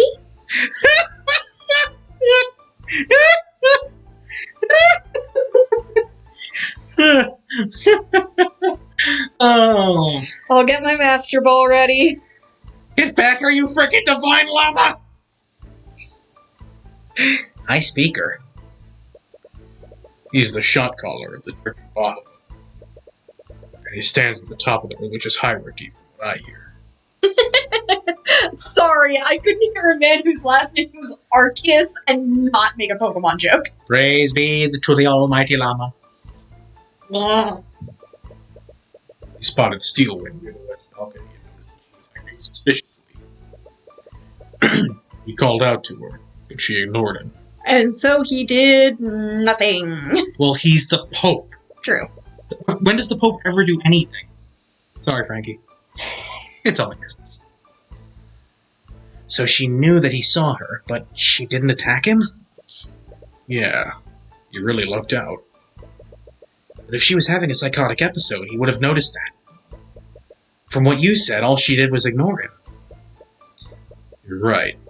This whole Mage Blight story doesn't really add up. Either way, we'll just have to talk to him directly to find out more. Putting that aside, there's something else that's strange. What's that? It's about the order that the murders occurred in.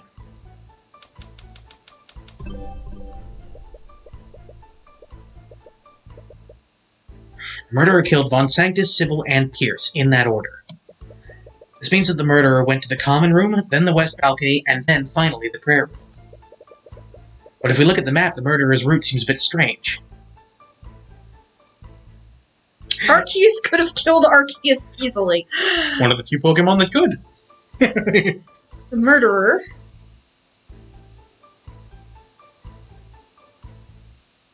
Would you like a little help? I know you're a bit directionally challenged. Yeah. The murderer could have killed Pierce second. Yeah, that's what He I was- was thinking. I was thinking that the prayer room was closer than the balcony was. So, I don't like to backseat game her too often. but my sense of direction is absolutely atrocious. So, Yeah, there are two times that I will do it. One's when she's actually just straight up visibly struggling, and the other is when I know that the puzzle involves directions, Because, dear God, this woman can get lost in a hallway. Wait, I want in on this too. Snaps own neck. Wait, I want in on this too. Oh, is that the voice you're doing? I'm workshopping it. Okay. The murderer must have passed right by the prayer room before they dumped Sybil's body. Why wouldn't they just murder Pierce on the way there? Maybe they wanted to dump Sybil's body first. Or they were afraid of fighting me. Oh, Bean. Aren't you giving yourself a little too much credit? No, she has a point. Out of everyone who fought the murderer, Celeste was the only one who didn't die or fall comatose. Well, regardless, there has to be a reason why the murderer deliberately chose that route. The murderer's route. Judging from each time of death, the murderer went from the common room to the balcony, and then to the prayer room, in that order. But that wasn't the most direct route. There has to be an explanation for that. Okay, you've created a rough outline of the murderer's actions. The real clues will lie in how each of the individual murders occurred. And that starts with figuring out how Von Sanctus was murdered. By fire, clearly. Yeah, he done got burned and ate. Let's Well, look without magic sort first. There's a chalk outline in the center of the room. This must be where they found Von Sanctus's body. There's even bits of ash there. It must be the burnt fragments of the body. Ugh. Gross. Ew. The worst kind of fragment. There are scorch marks all over the room. The fire must have spread pretty far. Yeah, it was probably going for a while. No one even noticed it until Prince Alaric told the Kingsguard that he saw smoke. Interesting. We should speak with him and see if he saw anything else. Good plan. Even now, the sunlight is shining through the stained glass windows. Looks like the fire reached them before it was put out. Only the bottom. Imperio Arcanum. There's a trace of abjuration magic in the center of the room. Do the traces overlap with the body? Kind of. It's sort of square-shaped. Square-shaped? I can't see the traces, but there also seems to be a square-shaped outline around the body. You're right. They overlap perfectly. The area inside the square is a lot less burnt now that I look at it. I'm not sure what this means yet, but it's definitely worth taking note of. Von Sanctus, traces of abjuration. They're traces of abjuration magic that form a perfect square around the body. The area within the square seems far less burnt, too. There are traces of evocation in a bunch of different spots around the room. I think the perp threw a bunch of fire-based evocation spells around to start the fire. The Kingsguard used a bunch of water-based evocation spells to put it out before the fire spread. That makes sense. With that knowledge in mind, there's nothing out of the ordinary here. Well, except Relatively speaking. yeah, I thought that was just light coming in from the window. I didn't realize that was an area that was less burnt. Yeah, funnily enough, in the original version of this room, it was a little more obvious, I think. How did the Inquisition find out about the murders anyway? Did a witness come across the bodies? It all started when Prince Alaric ran up to us. He told us that he saw a fire breaking out of the common room. He also saw Steelwood there. When he tried to talk to her, hit him with some kind of spell. Oh, that's not cool. She attacked one of the princes? Yeah, but it didn't look like she hurt him. The guy from House Asclepius inspected him. He told us he wasn't injured. I'm glad that he's okay. But wouldn't Arya have used a more violent spell if she was being affected by Mage Blight? It's possible she was throwing spells randomly, and he just happened to get really lucky. I suppose that's possible. Doubt. But was there anyone else nearby when this happened? I would have expected a Prince of Wyverngard to be under constant guard. Yeah, that was kind of... Oh, you are so busted. Oh, here we go again. I ordered the knights to give him some space. It just happened. And that would be? Sorry, kid. If you don't know, it's not my place to tell you. His dad died. I'm calling it right now. Yeah, well, put a pin in that. I have orders from the top to stay quiet about that. Then it looks like you'll need to ask someone higher up. Oh, Asta! It's still strange, though. Why were all these nobles gathered here? Well, whatever the perp hit him with, it only put him in a daze. He could barely walk or talk. He couldn't even approach us until the spell had worn off. The weirdest about it all is that he was pretty close to where we were. But for some reason, we didn't find him until after the spell wore off. How convenient. Listen, we're not very good at our job. It must have been traumatic. I hope he's okay. Why didn't anyone see him during this time? After he told us about what was happening, we went to put out the fires. That's when we saw a bunch of guards knocked out outside the prayer room. Did you see me? No. This all happened around 3:10 p.m. So Celeste was already in the prayer room at that time. Right. It was probably well after Steelwind moved into the prayer room. Celeste must have already followed her into it. The report. The Inquisition discovered something was wrong when Alaric the Wyvern Guard reported that a fire had broken out in the common room. He also told them that Arya Steelwind cast a spell on him earlier that severely debilitated his senses. When the Inquisition arrived at the scene, they spotted the unconscious guards outside the prayer room. They did not see Celeste McCoy and Arya Steelwind. This all happened at 3:10 p.m. Anything else for us to discuss? The guards. Although he probably set the fenestrated. When you arrested Steelwind, I recall you mentioning that a bunch of guards were comatose.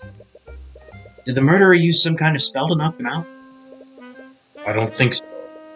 I'm just as lost as you are about that. Some of the victims didn't have any magical traces on them, so we know that they're not under the effects of a spell. They still haven't woken up. That's odd, to say the least. Hyperconcussion.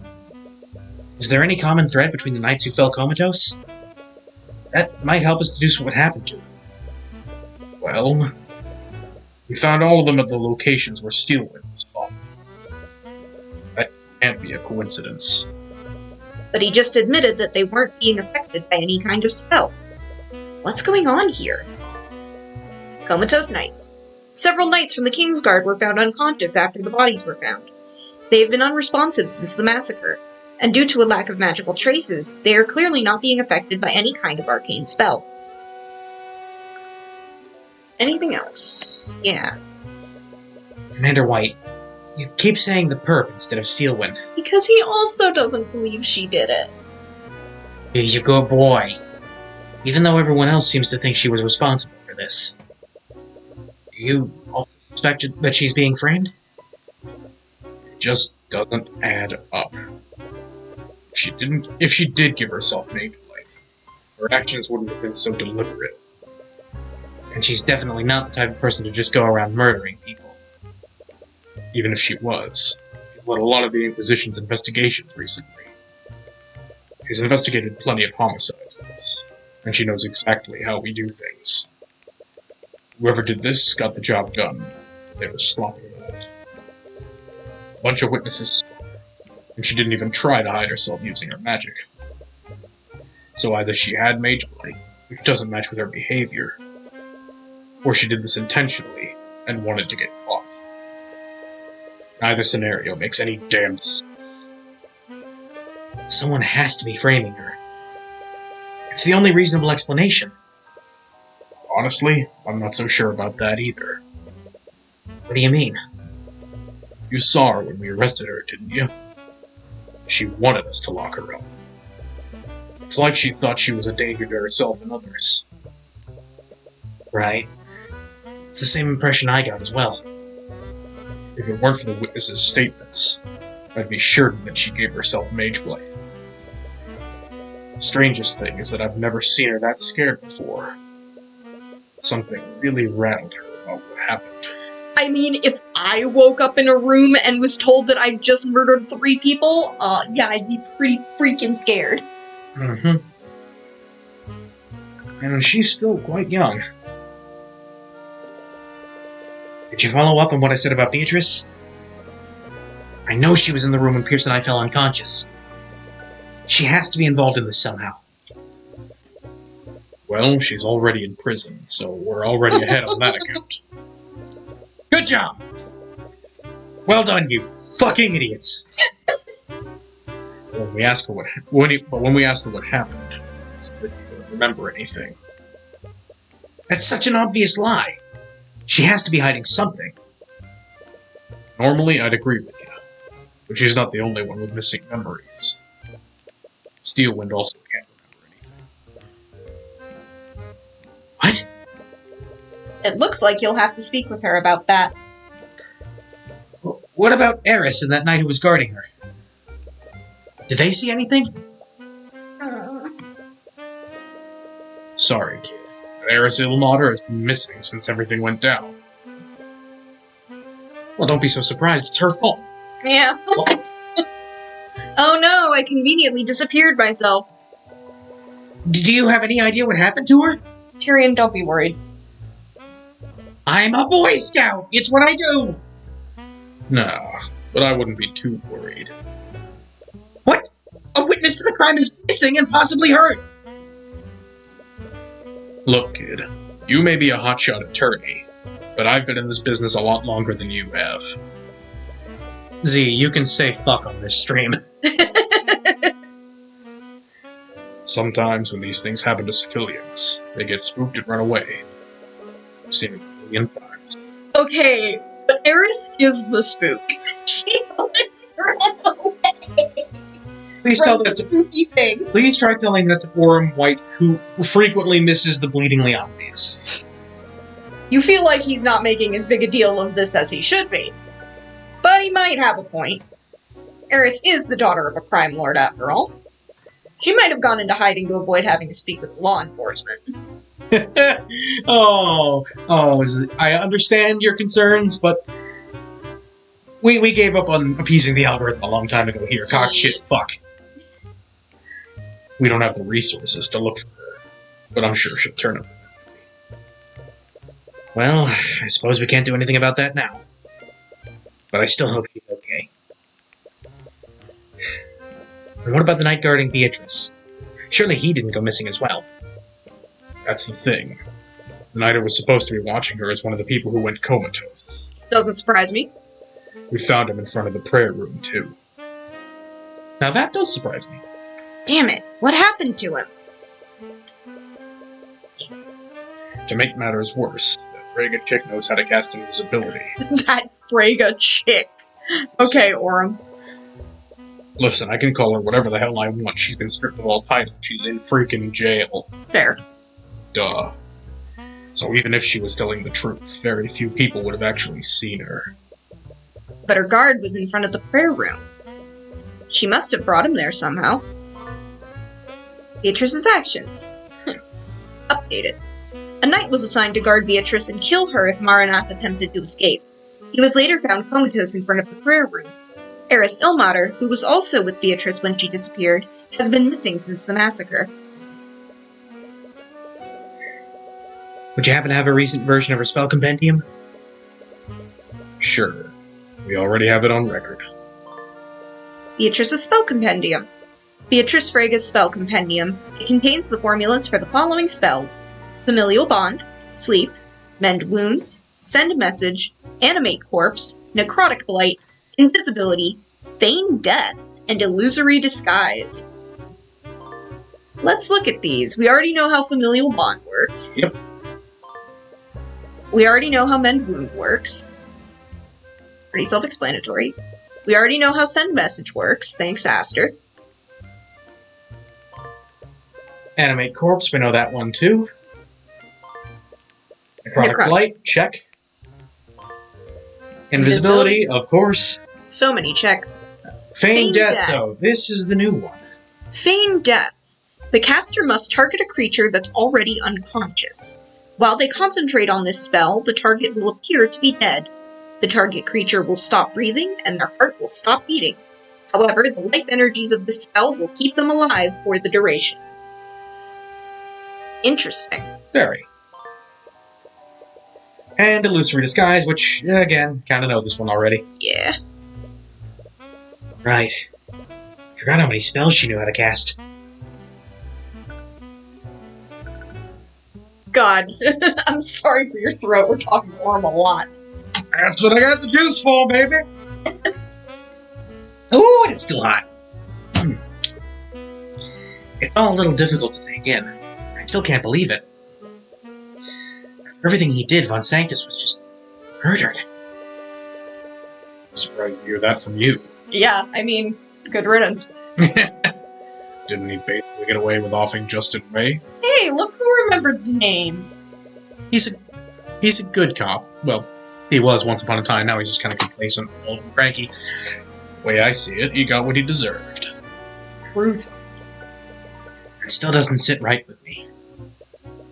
No matter who the victims might have been, no one deserves to die like that. Yeah, getting lit on fire is kind of a rough way to go. You're definitely a bigger man than I am. It's the celestial blood. Well, emotionally. Physically, I'm like twice your size. Well, Von Sanctus's autopsy report said that he died of suffocation. We think the murderer overpowered him and choked him with a rope or something. That's strangulation, sir. That hardly sounds like something someone would do during a psychotic episode. That sounds exactly like something someone would do during a psychotic episode. They have magic, though? If they have magic, no. But Yeah. The more info I get, the more I think he might be onto something. Either way, the fire that the perp started in this room burned his body. Didn't completely turn it to ash, but it was still pretty good. So that fire would have burned away any evidence of the minor wounds he had. Yeah. We're lucky we even discerned he was hit with an evocation spell. Right. The autopsy report mentioned that, too. When the fire was started, is it possible that he died from smoke inhalation? No. The divination spell we use always identifies smoke inhalation as death by poisoning, not death by suffocation. fair. I suppose that kind of makes sense. No, that makes sense. It's still a shame we can't find out how the murderer suffocated him. Oh, when we find out the truth of that, it's gonna be real. It's gonna be real Von Sanctus, let's put it that way. Was it with his cravat? Hey, fuck. They stuffed this hanky down his throat.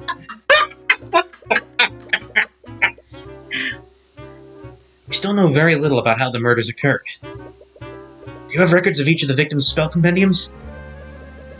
They might help us understand what each of the victims was doing during the attack. Sure. Knock yourselves out. What do y'all know? Garrick Fierce's spell compendium. Again! Yeah, same shit as ever. Yeah, it contains the formulas for the following spells. Prestidigitation, Conjure Light, Conjure Water, Frost Wave, and Shape Liquid. Exactly the same as Case 1. He did not better himself in prison. Sibyl's Spell Compendium. Coraline Sibyl's Spell Compendium. It contains the formulas for the following spells. Slow Fall, Foresight, Strike True, Detect Magic, and Stone Skin. Couple of real classic D&D spells in there. Interesting. Von Sanctus's Spell Compendium. It contains the formulas for the following spells. Ageblade, Force Cage, Send Message, and Mend Wounds. Interesting. Prestidigitation is a classic.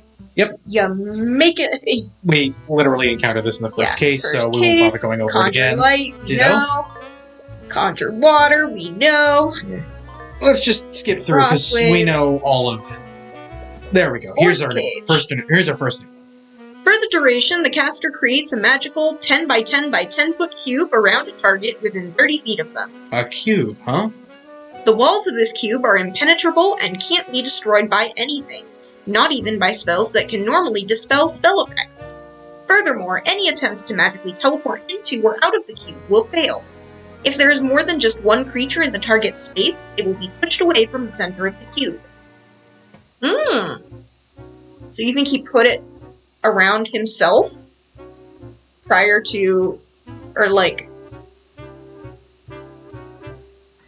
Conga land of all the spells! Cue the music! Well, I imagine it has something to do with the square around the body.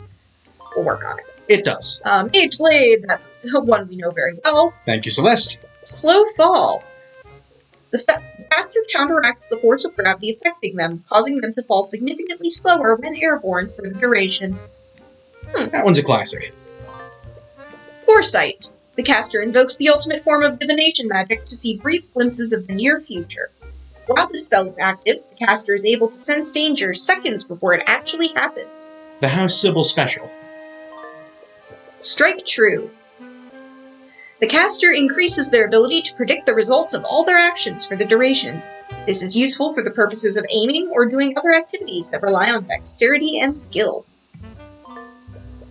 Detect magic, we know very well. Yep. Stone skin. The caster creates a thick layer of stone around their body. This stone layer will deflect and protect the caster from any physical trauma. The stone layer can be slowly broken through continuous attacks, but as long as the caster concentrates on this spell, the stone layer will instantaneously repair itself. Okay, wow. That's a lot to work through. Yep. This is what happens when a bunch of mages are caught in the middle of a murder. Honestly, you've been lucky until now. Nevertheless, we'll need to look over each of these spells when they become relevant. You think you found everything you can relating to Fonseca's murder. Perhaps you should move somewhere else. Andale! To the balcony. It is getting late, but we will wrap up this investigation and call it a night. Yeah, we should have enough time for that. You arrive at the west-facing balcony of the cathedral. And what of you? Supposedly, this is where the murderer threw Sybil's body into the lake. Ah, here we go. Ah, hello there. Oh! It's Hello the there. Pope! As you inspect the area, you catch the attention of an old man nearby. From his garb, he appears to be someone who works at the cathedral. Hello there. I don't believe we've met before. What are you doing here? Sorry for the intrusion. I'm Tyrion Cuthbert. This is my bodyguard, Celeste McCoy. We're investigating the murders on behalf of Prosecutor Steelwind. Tyrion Cuthbert. I have heard of you. He doesn't look nearly as criminal as I expected. Rude! It's fine. He's the Pope. Judging from his thoughts, he probably hasn't heard many good things about you. But forgive my rudeness. I am Theon Arceus, High Speaker of the Church of Bahamut. You don't look like a god llama. You do got the long head, though. Okay, it's mostly hat, but... It's the mitre. So you're the one who saw Steelwind here during the murders. Do you mind if we ask you some questions? He scans you warily. I suppose there would be no harm in that. You can tell he's got divine magic. He can make his fancy staff just disappear at will. What did you see? I put it in my ass.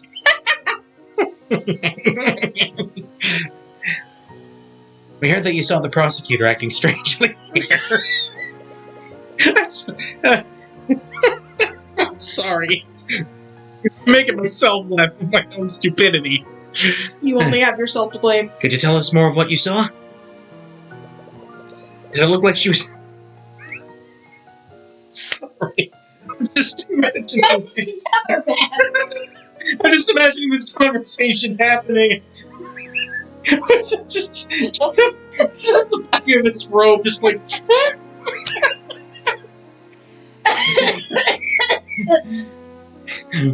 Have you got a tail under there? Oh, I was very happy to see you.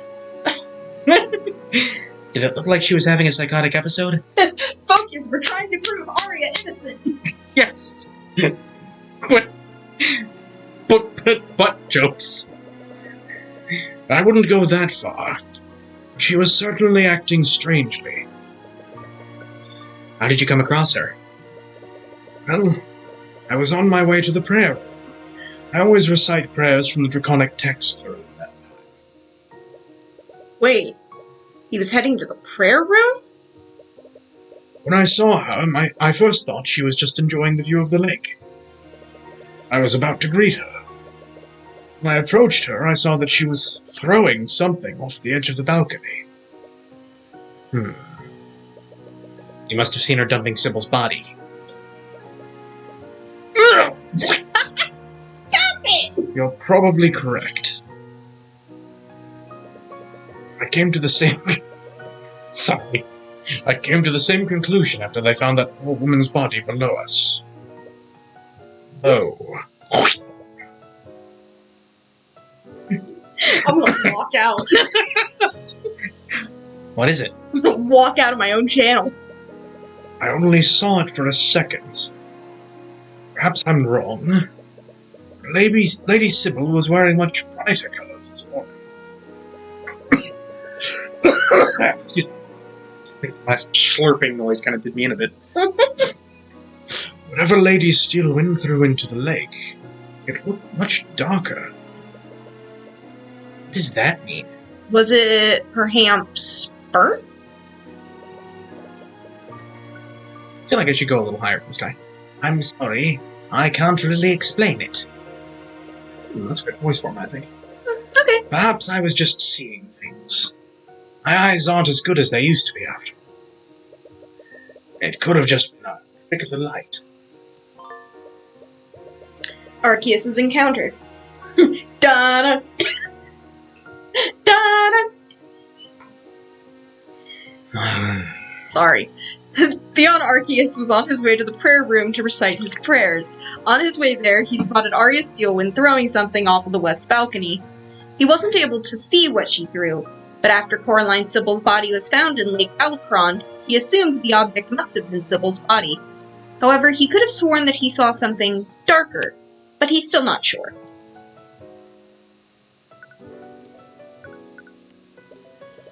Wait, you saw Arya dumping Lady Sybil's body. She must have just murdered her. Thank Yeah. you, Mordred. Thank you, Z. I'm glad you also thought that the body might have been burnt. Well, no. Well, maybe. Well, also, it Well- looks like there's something like dirt or ashes on the balcony that I haven't inspected yet. That means you must have been heading to where we were at the time. Oh? Were you praying there with Lord Pierce? Sure, let's go with that. Not exactly. What? That's not what the gods told me. The guards? You mean the ones standing watch outside the prayer room? Yes, they told me that Pierce was praying with some acquaintances of his. They said the same thing to Lady Steelwind as well. Wait, Steelwind was there too? Yes, she appeared to be waiting for something. But regardless, I didn't want to disturb them, so I went back to my quarters to pray there. The High Speaker didn't see her fighting Celeste. She must have started her attack after he left. But why would she bother waiting? Either way, we can't exactly question those guards. Yeah, they're still comatose after the attack. Arceus' testimony, updated. Hello, I'm the Pope. I like putting things in my bottom.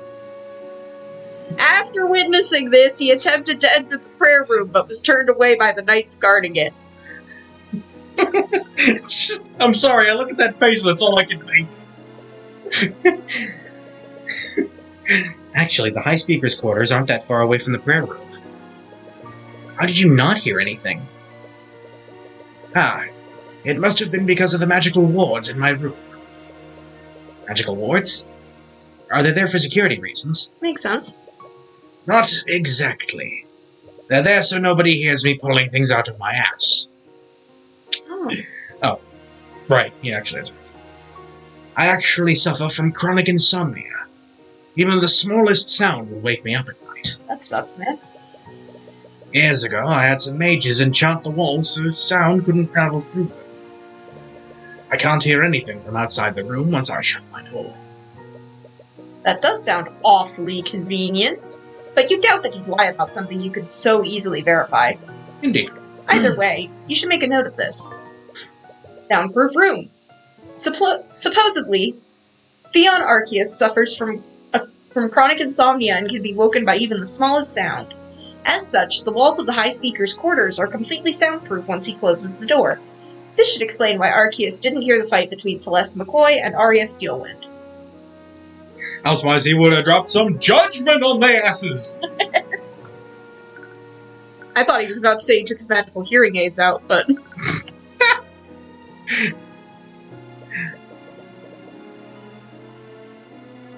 There's some kind of debris on the ground. You pick up one of the pieces and feel it in your hands. It appears to be some kind of gravel. So not ashes. No. I can see a military stronghold in the distance. They must be able to see a lot from that high up. Good strategery. What can you see from the high ground? Everything!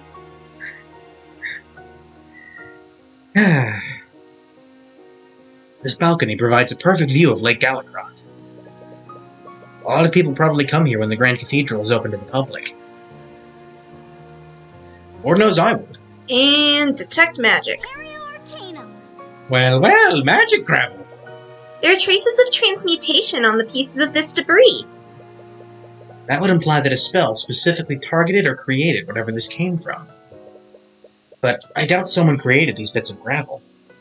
Stone skin? There you go.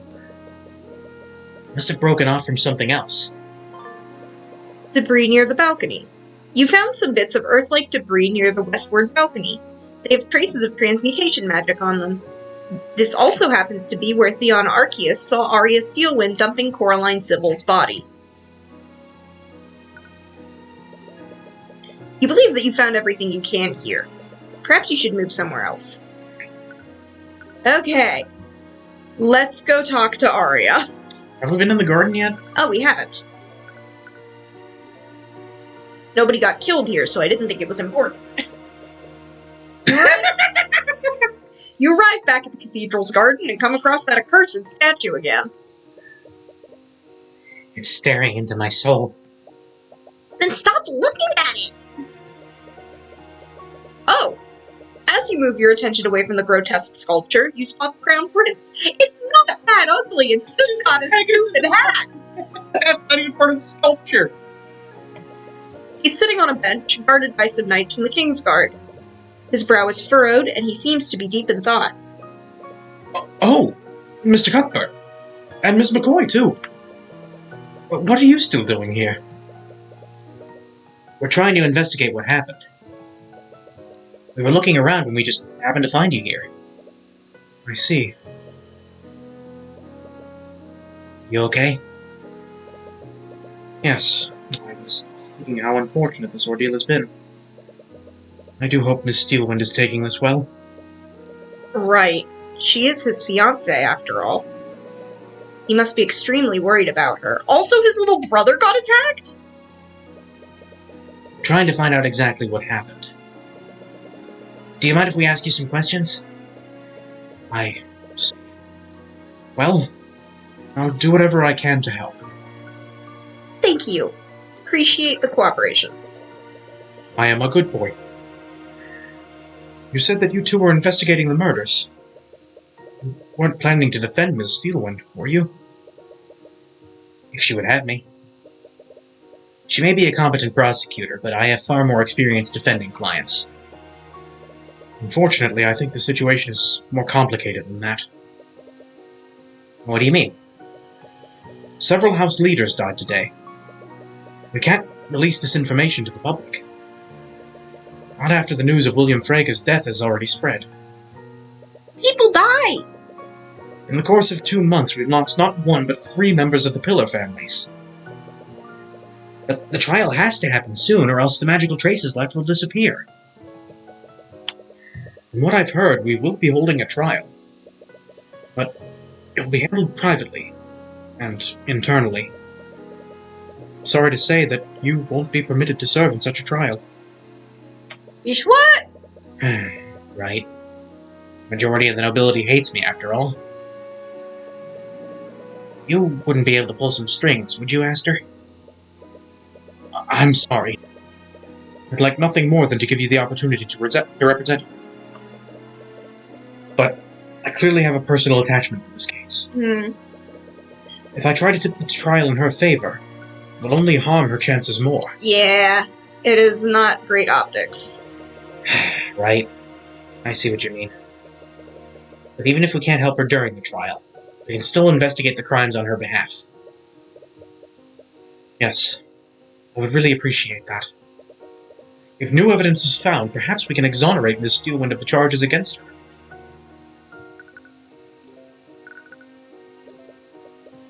After everything that's happened, I really need to know. Why were so many nobles gathered in one place in the first place? All 4 of the Pillar families were present. I understand if you don't want to tell me. But this information could be vital in figuring out what really happened. No. I see your point. The truth is, we all gathered to mourn the death of my father, King Olivier de Wivengard IX. Called it. Yes, you called it. Have a little sympathy for the guy, come on. I know. Wait. And he's dead? Yeah, weird that that's not been announced.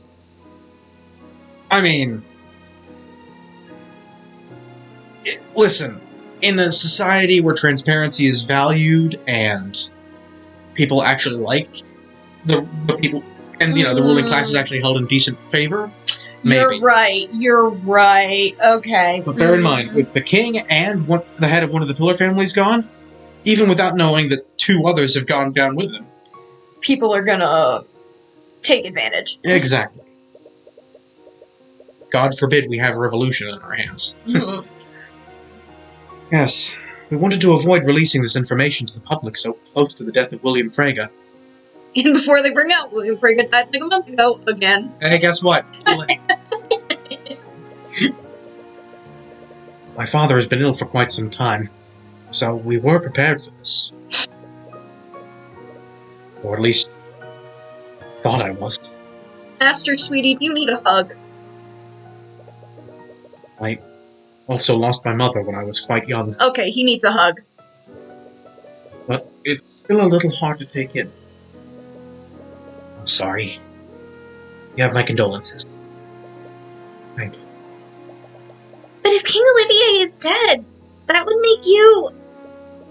Yes, you currently stand before King Aster de Wivengard, ruler of our kingdom. And he is terrified about it, the poor bean. Considering everything that's happened, he seems less than thrilled about that. And I suppose that explains why all of these nobles were gathered. They came under the guise of paying their respects.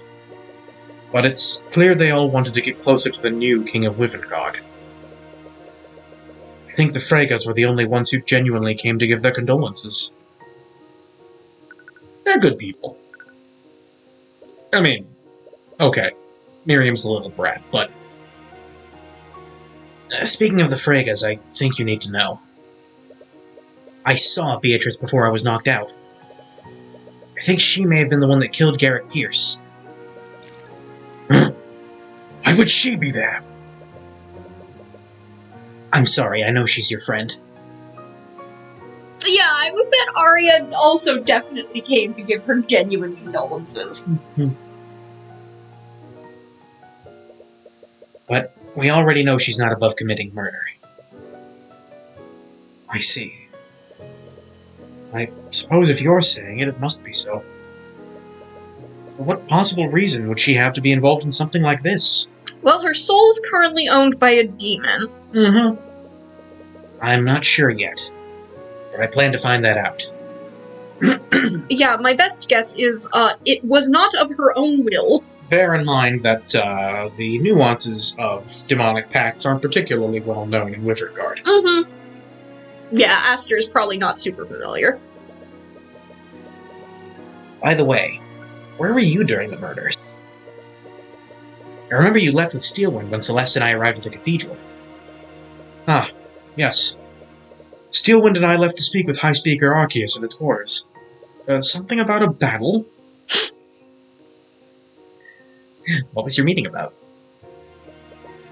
It was actually about our wedding. Aww. Marriage. My father's death, Lord Steelwind wanted to finally make our union official. Oh. I would congratulate you two, but considering the circumstances... Yeah. I understand.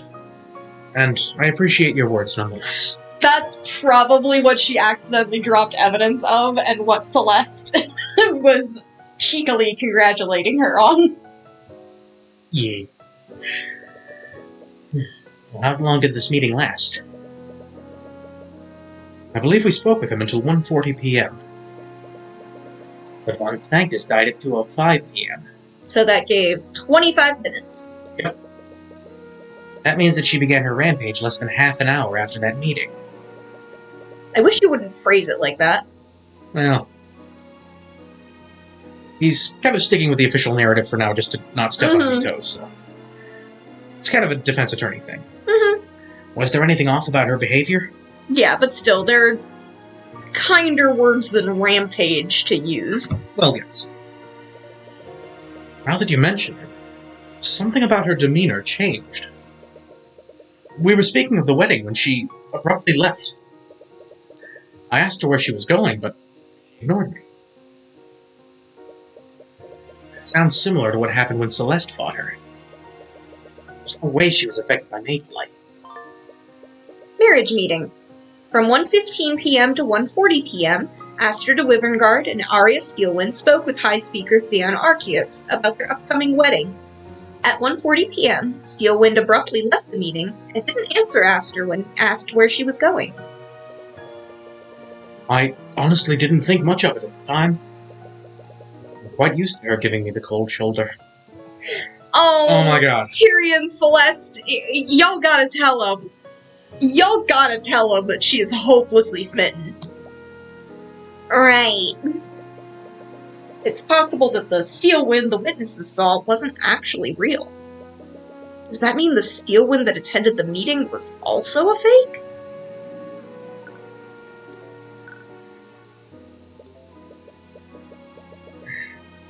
So what happened after your meeting with the High Speaker? Did you see Steelwind after that? Actually, I found myself caught up in something else entirely. At 2:00 p.m., I went to pay my respects at my father's coffin. But apparently, someone had set a magical trap there. What? Oh. What? It was a glyph of contingency. Glyph of contingency. When casting this spell, the caster must choose another spell they know. The caster casts that spell, but the contingent spell doesn't come into effect. Instead, it takes effect when a certain condition, specified by the caster upon casting the spell, is fulfilled. The contingent spell takes effect immediately when that condition is fulfilled. Okay, so it's... It basically is turns the spell into a mine, yeah. Yeah, okay, it's a mind-setting spell. Yeah. I've heard of that spell. It's like a trap you can set, and you can infuse any spell into it. But it requires a second contingent spell to place that trap. Which spell was it? He says what I think he's about to say, I'm gonna lose it. It was a force cage. Oh. Targeting me. Okay, good. I think it was. Same death. Well, I feel like other people would have noticed that. Yeah, I know. Was the murderer trying to attack Aster too? I don't think so. They would have used a more lethal spell if they wanted to. From the sounds of it, Force Cage can't be dispelled. So, Aster would have been trapped inside of it for that full hour. We think the murderer used this as a distraction. It's fine, Aster. Had a hard day. Because of that trap, the Kingsguard consolidated most of their attention and forces on my location. I mean, that cage is pretty darn safe. You basically just got put in time out for an hour. Well, yes, that's what I tried to tell them. As a result, there were fewer people guarding Von Sanctus, Sybil, and Pierce. And the ones that were there all fell comatose. They can't tell us what happened to them. The Trapped King. At 2 p.m., Aster de Wyverngard went to pay his respects at his father's coffin. Unbeknownst to him, however, there was a glyph of contingency set to trap him inside a force cage. The trap triggered, and Aster was trapped in that magical cage for its duration. This caused the King's Guard to consolidate their forces at Aster's location. As a result, Lloyd Von Sanctus, Coraline Sybil, and Garrick Pierce were left with far fewer guards defending them. And yet another inexplicable event is added to the list. Oh, they just keep coming. After everything you've learned, you highly doubt that Steelwind was affected by Mage Blight.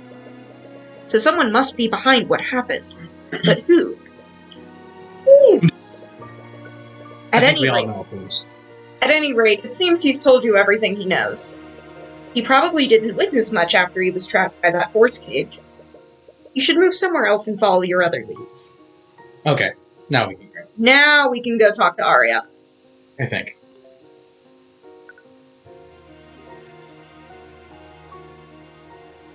Lol, nope. Back to the nave.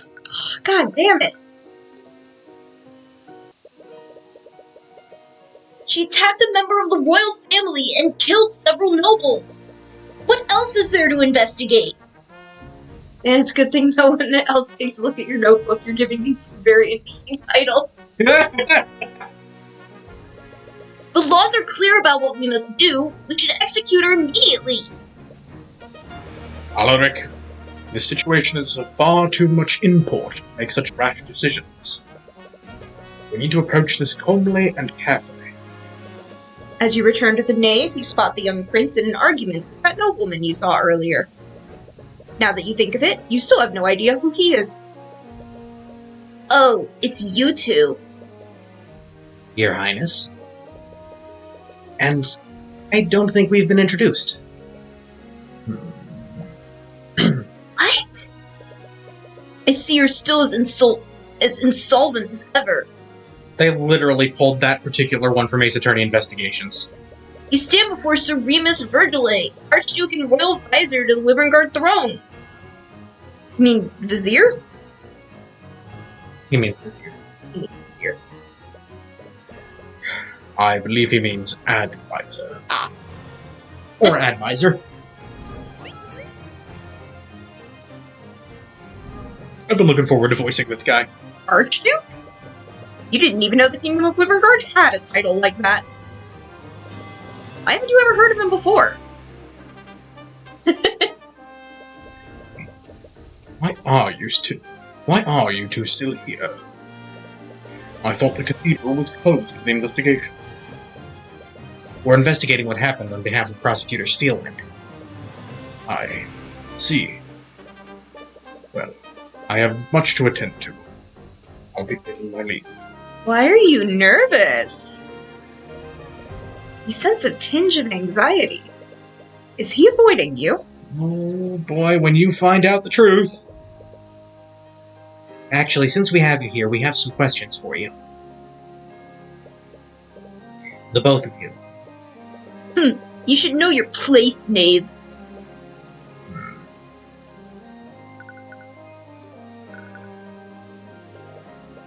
Your Grace, where were you when the murders took place? Didn't even know we had a title like that, but does know the correct form of dress for it. Just what are you trying to insinuate? Hey, right word! Good job, kid. Please, there is no need for that. To answer your question, I was speaking with Lady Frega's familiar. Tracker? No, it was the demon who calls himself Maranath. What?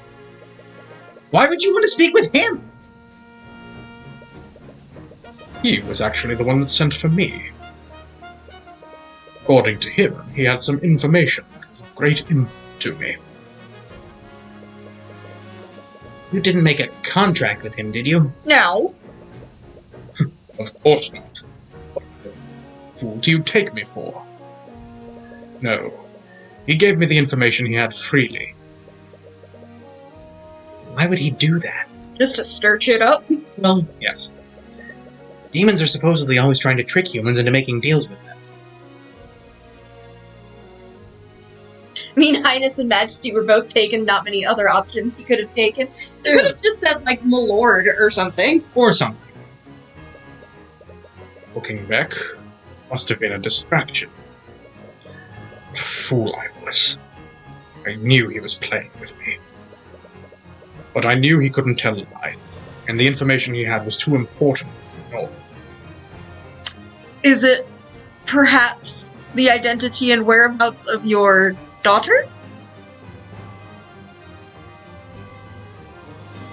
Again, bit of a leap. I don't know, we got a lot of people playing with a lot of info. If you don't mind me asking, what was the information about? I was trying to think what information would Maranath want to give him and what would make him want to avoid us. Yeah, thank you, Z. Alright. Well, you guys go ahead and make that bet, but you will have to eat it eventually. I'm sorry, but I can't reveal what he told me. It could endanger people that I care about. Okay. But I doubt it has anything to do with the massacre. Your Grace, we've only just met. I can't exactly just take your word for it. I suppose that's fair. But believe me when I say that I plan to take this information to my grave. That's ominous, but he's clearly intent on keeping their conversation a secret. At any rate, several members of the King's Guard will watch me. They can verify my alibi. How long did this conversation last?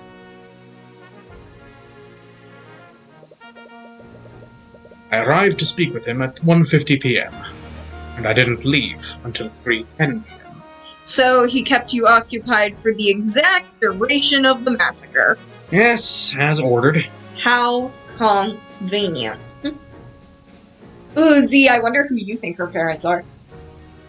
I will tell you both that technically we haven't met her parents yet. Oh. Just haven't met you yet. Virgile's alibi. The demon Maranath called Archduke Remus Virgile to meet with him at 1:50 p.m. He apparently had very important information that Virgile couldn't ignore. Virgile spoke with Maranath until 3:10 p.m.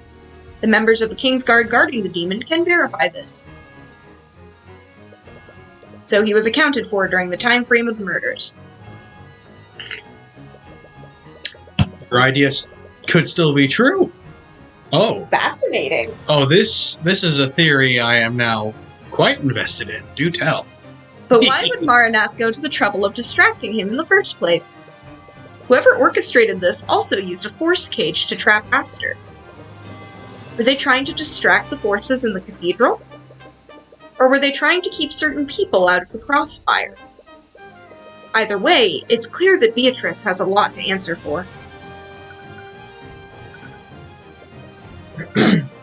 Your Highness, we heard that the prosecutor cast a spell on you when you saw the fire in the common room.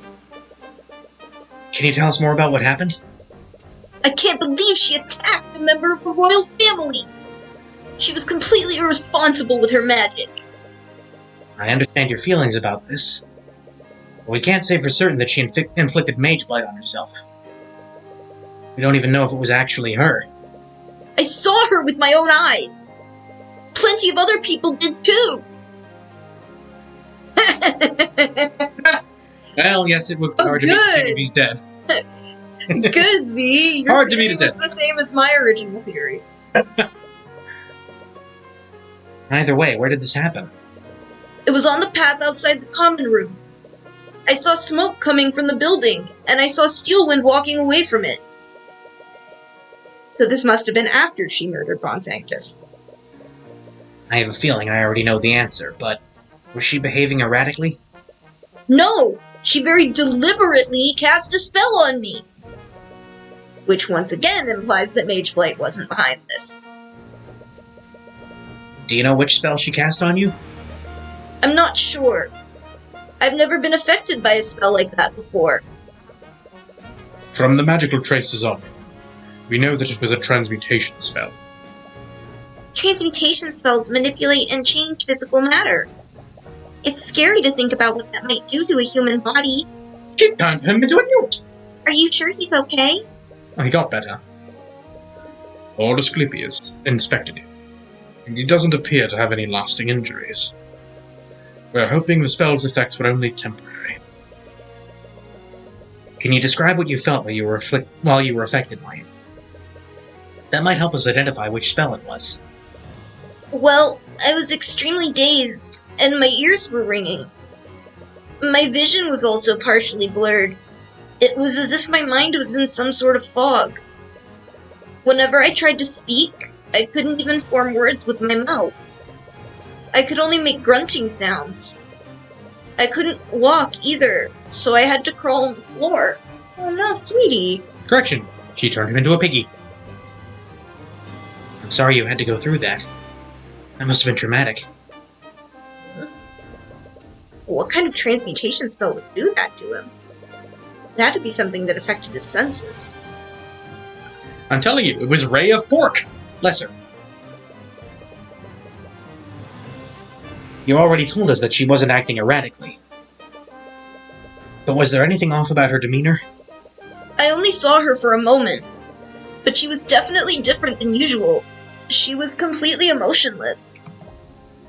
Yeah, that's exactly what she was like when I fought her too. It's like she was an arcane construct. Her movements were almost robotic. Wait, are there any arcane constructs on cathedral grounds? No. Not for lack of trying on Lord von Sanctus's part. The High Speaker and I have specifically forbidden the staff here from using them.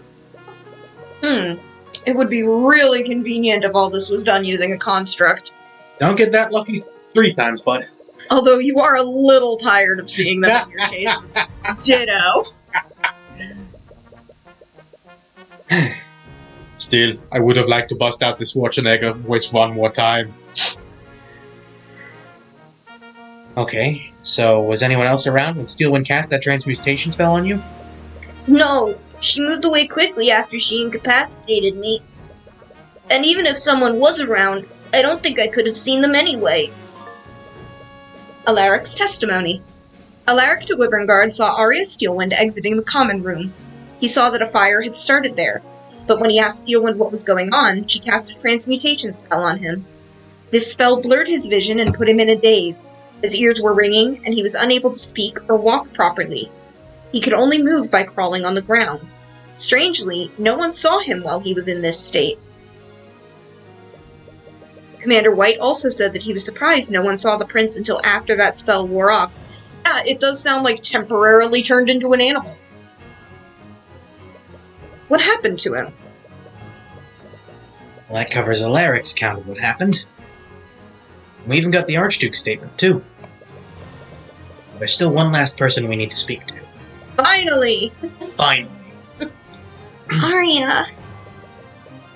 She and Beatrice supposedly have no memories of what happened. If it were only Beatrice saying that, I'd probably doubt it. But if Steelwind also doesn't have any memories, it becomes a lot more credible.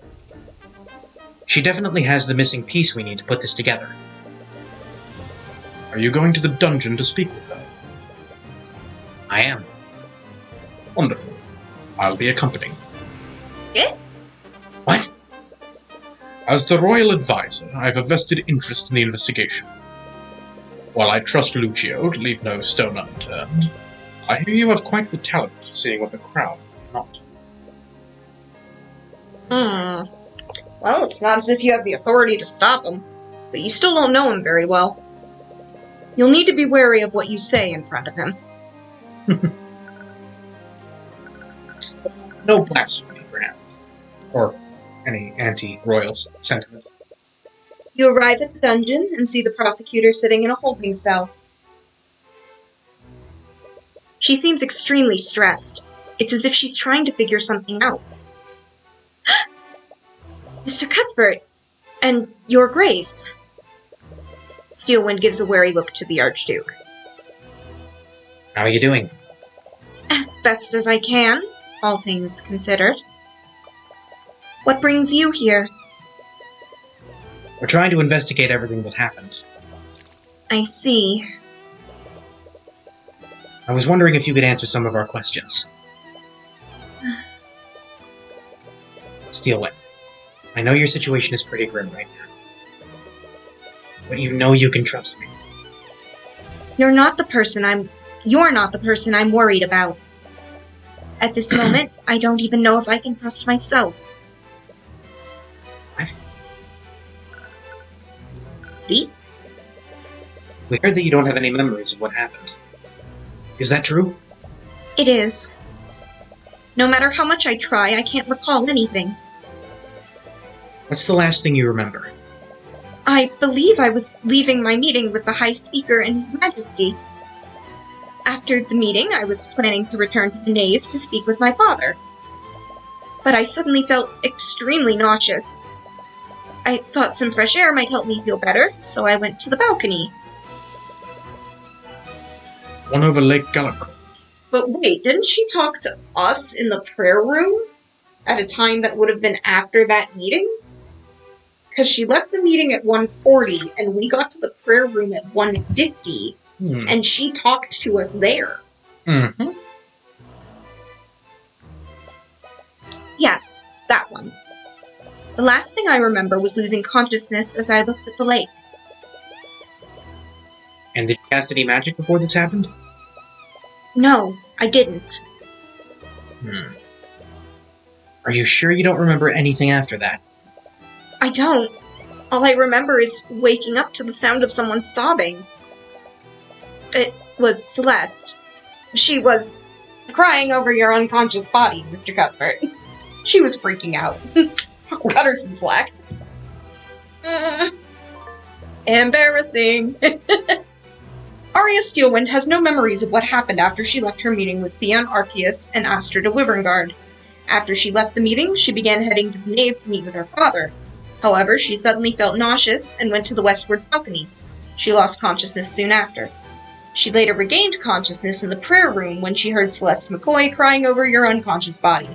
She did not cast any magic before she fell unconscious. That does leave a few holes, doesn't it? I feel like we've completely ruled out Mage Blight. Thank you, Mordrin. So I doubt that's why you can't remember anything. Are there any spells that can specifically modify or destroy people's memories? It would certainly explain a lot of this. No, arcane spells can only affect the physical world. But throughout history, mages have attempted to develop spells that can affect the mind. There's no recorded history of any of them succeeding. But you're assuming that arcane spells are the only type of magic that exists. What? I think you've observed it already. There are magical creatures in this world that don't use arcane magic. Isn't that right, Mr.? What? Demons, Tyrion. Demons. Does he know about the Eye of Horus? No, he's talking about demons. Then I get it. I'm giving him my best Christopher Lee impression, so he does sound a bit intimidating, but come on. I'm not sure what you're trying to imply. Don't take me for a fool. Several of my associates attended Frega's trial, and they all heard what the demon referred to you as. Oh, he is talking about the Eye of Horus. Bada boom! Heavensborn. I learned that Lumina had anything to do with this. Your Grace, I'm not an agent of the Theocracy. And even if what you're saying is true, I wasn't the one who manipulated Steelwind's memories. But I suppose you raise a good point. If something affected Steelwind's memories, it wasn't necessarily an arcane spell. In fact, it couldn't have been an arcane spell. It was definitely something else. You're probably right. Which proves that I'm responsible for the murders. What? How? In what universe? Well, you just said that you don't have any memories of what happened. Why are you so convinced that you're responsible for this? I told the Inquisition already. I saw Beatrice before I passed out. She's clearly involved in this somehow.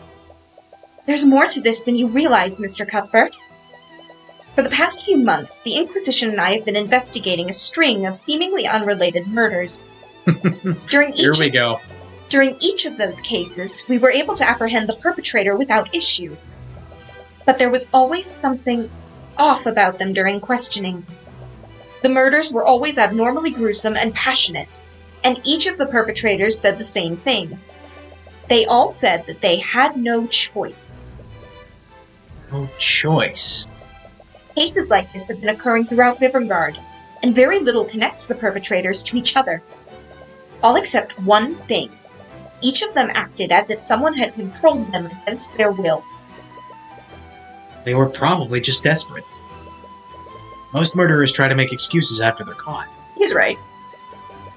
They could even just be in complete denial. Orem said the same thing, but these cases were far too similar for me to ignore. I wondered if they were telling the truth. Perhaps each of these murders was committed by an unknown party. I didn't have any concrete evidence, but I knew I was getting closer to something.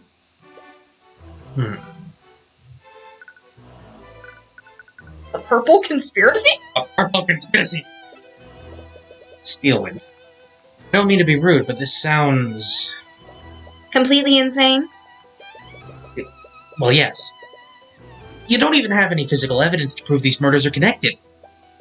There's one piece of evidence, but it's hardly concrete. But it does tie each of these cases together. She takes out a small parchment from her pocket and shows it to you. Damn, girl, that dress has pockets! It's a purple symbol. I spy the staff and crescent moon of Lilith, which is an important symbol in demon shit. Well, I'm impressed you were able to get that out of that. I got several moons and what might be an exclamation point. Okay, well, in my defense, this past week or so, I did watch a very long video essay on a game where this was a prominent symbol tied to the plot, so where the crescent moon and staff as a symbol for Lilith was extremely relevant to the plot. Well, 'tis So the I season, I might be suppose. biased. It is the season. It's fine. Several of the people we arrested had an item with this symbol on it. None of them could remember where it came from or even what it was. But they all somehow knew that it was called the Purple Mark. Well, it's a mark and it's purple, so that's not exactly hard, Arya, sweetie. Yeah. But there has to be an explanation for this. It could just be some esoteric superstition that we don't know about. If that's true, then ask yourself one thing. Where did I get this parchment from? You don't mean... I found it in my pocket after I was properly confined. Whoever I've been chasing must have left it there to taunt me. For all I know, they could have controlled my body and forced me to draw this symbol myself. Either way, this all but proves the massacre at the cathedral is related to it. The Purple Mark. It's some sort of strange symbol. Arya Steelwind calls it the Purple Mark. She thinks it has some relation to her mind control conspiracy.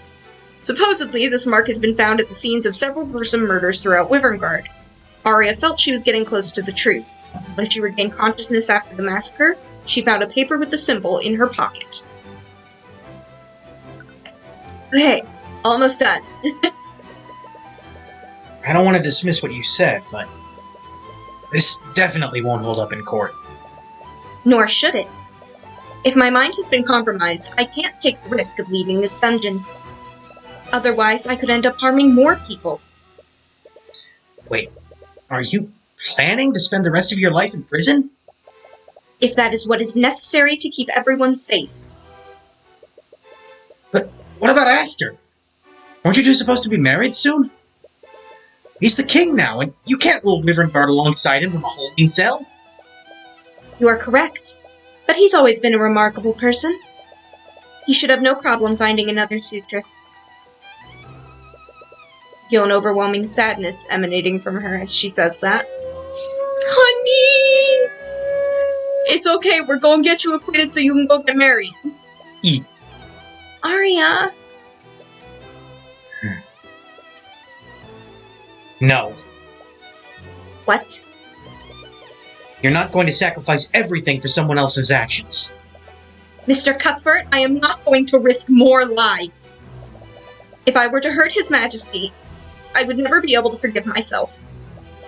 Please don't ask that of me.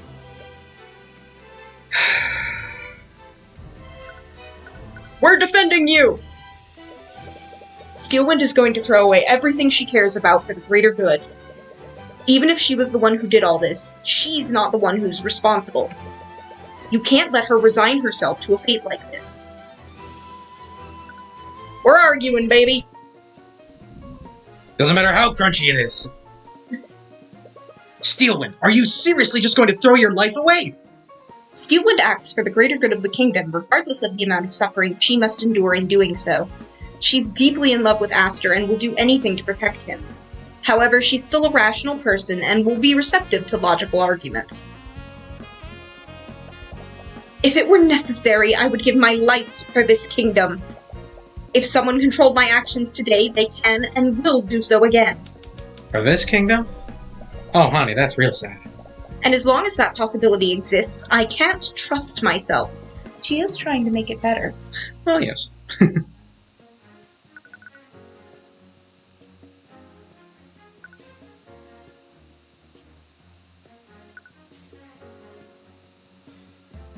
Threatening is obviously not going to work. No.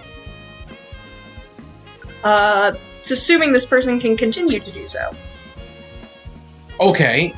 She'd rather just err on the side of caution, though. But there is this. Yeah. That's not the issue here. If someone else is responsible for what happened, then we need to find out who they are. They could still be out there. If that's true, you are fully capable of finding that out yourself. As I've said, I have no memories of what happened. I'm sure one day you'll be able to find out what happened. But she'll have already lost everything by then. Alright, we'll try doubt. Fuck it! There it is. That's assuming this person can continue to do so. You said so yourself. You haven't found any evidence to prove your theory. We don't know how this mind control works.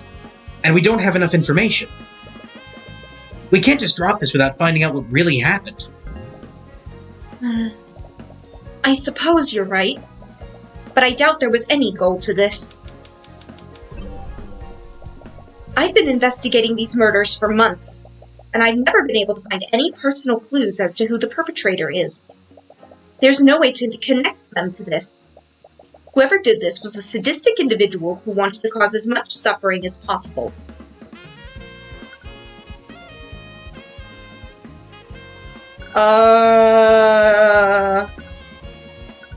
Well, The fact that they didn't attack Aster? or Alaric.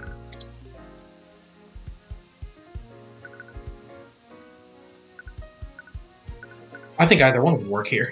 Yeah, I'm gonna... And Go this with is that. the kind of game that will allow two different relevant pieces of evidence to work in any given situation. It's not true, Steelwind. Whoever did this had very specific targets in mind. Both Prince Alaric... Every time. Both Prince Alaric and the High Speaker saw you when the murders were being committed. Not to mention they set a trap for Aster. What? Let's assume that someone was controlling you. They wouldn't have left Alaric, Arceus, or Aster alive. That's a lot of A names. If they were trying to kill as many people as possible. Aster, Alaric, Arceus, and Arya. This entire case is just ah! I suppose you have a point there. But even so, that hardly narrows things down. If someone was controlling me, they wouldn't need to enter the cathedral to use me. Perhaps you're right, and the perpetrator only wanted to murder the 3 victims. There's plenty of people who might want to see those 3 dead. Ain't that the truth? Truth. How do So- we prove that they needed to enter the cathedral to do it?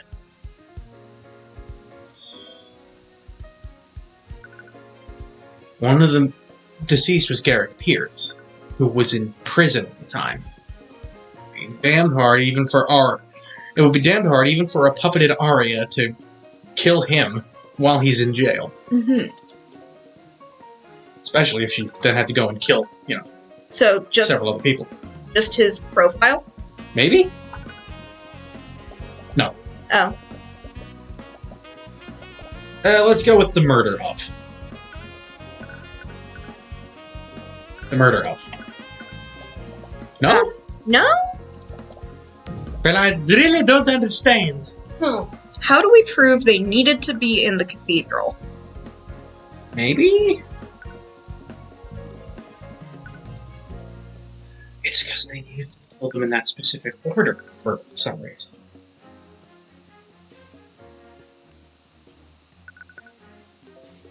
That It's part seems like a leap. Is it? Think about it. Okay, never mind. It's a leap.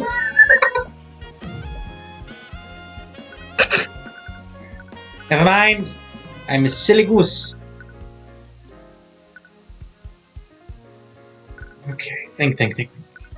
What element of the case would not have worked anywhere else?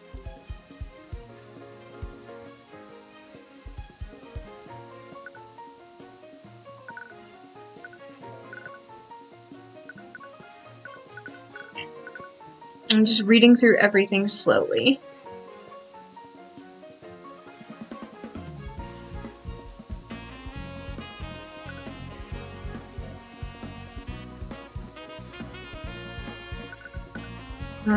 Do. Shoopity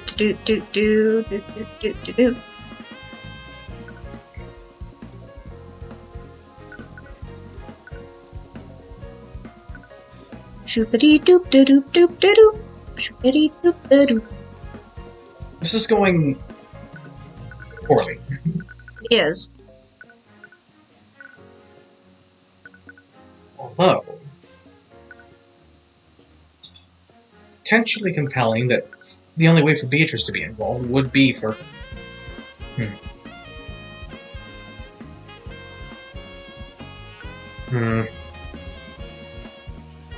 I don't think that's gonna have anything to do with it. Nor the sneaky pebbles.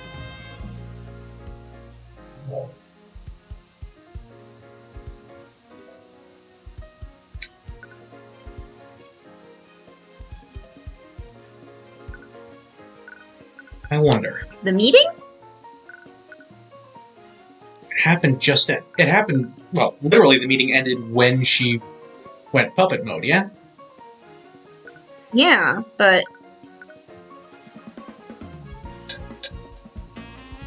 Do we have anything on it being the gathering of nobles?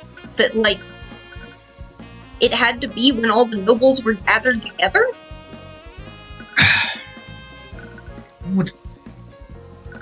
Z, if you've got any insight, feel free to chime in. I know you don't really have access to the rather dizzying list of evidence that we've got here, but,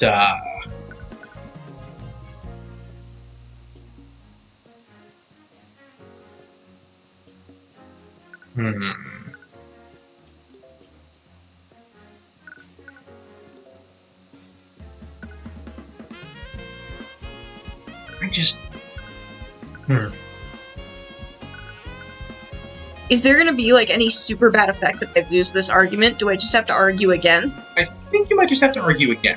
Okay. You don't know you've never lost an argument in this game? Nope! If I could just remember how I won this one.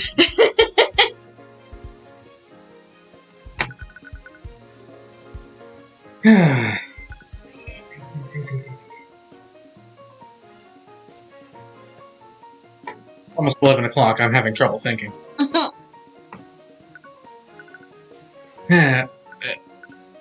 What's the prompt for this bit again? Right, the perpetrator didn't need to enter the cathedral to commit the murders. Yeah. So we need to prove why the murderer needed to enter the cathedral. Mm-hmm.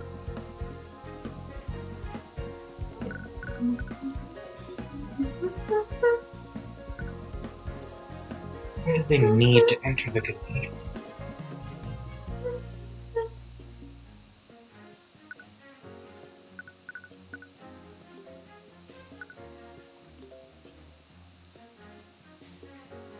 Certainly why she needed 10 people.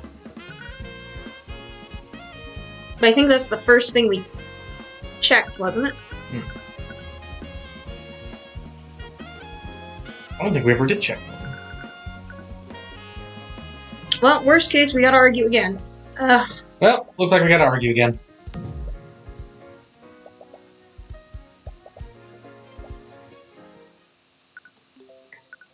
Yeah, okay, just gotta start over.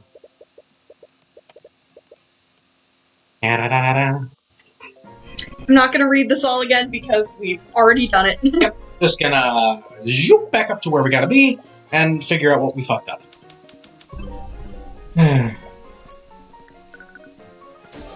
Well, at least we're gonna have a much bigger buffer this time, huh?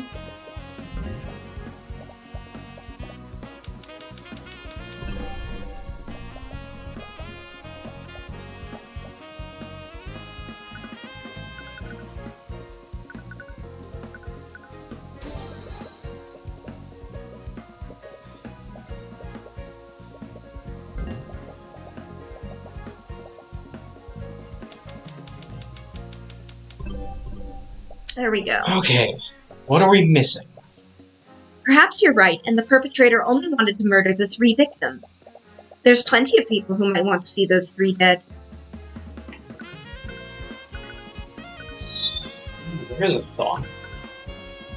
Who want to see those 3 dead?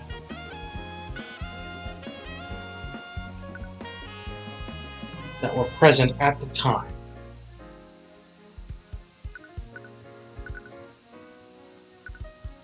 Alternatively, who else could maybe we wanted dead?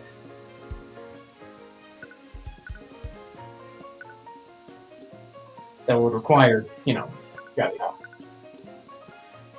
So we know it's not the murderer's root. No.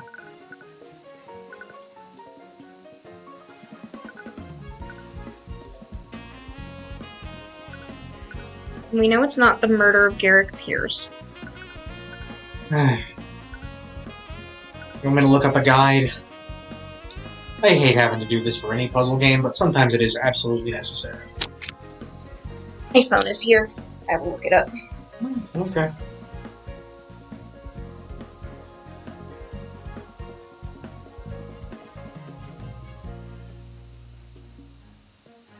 Just look up Tyrion Cuthbert Case 5 Guide. Mm-hmm.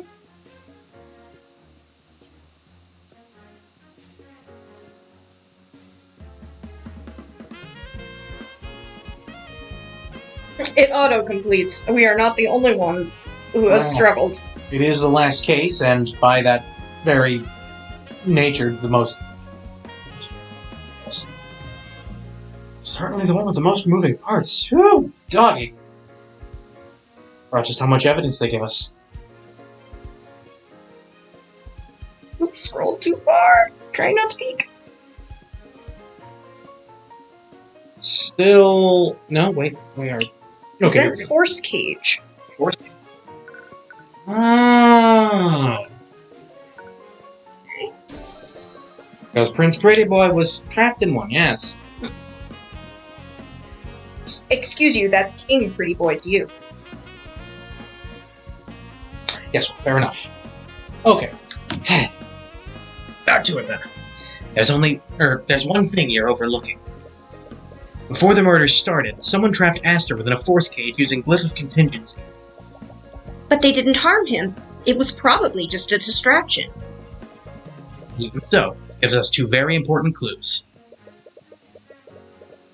The first is that whoever did this is capable of casting those 2 spells. This means that the perpetrator was a mage. That's true. But the second clue is the most important one.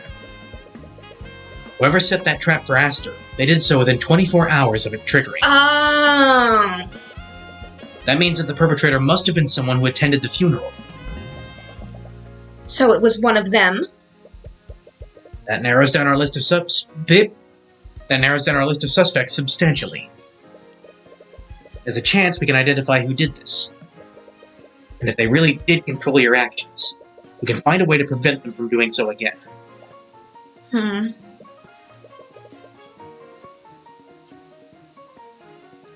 I'm... Steelwind, you need to fight this. I can't. What? Why not? If we pursue an individual like this, they might retaliate even more than they already have. They wanted to remove me from my position. How will they react if I try to resist? They might hurt even more people to send a message. It's far too dangerous.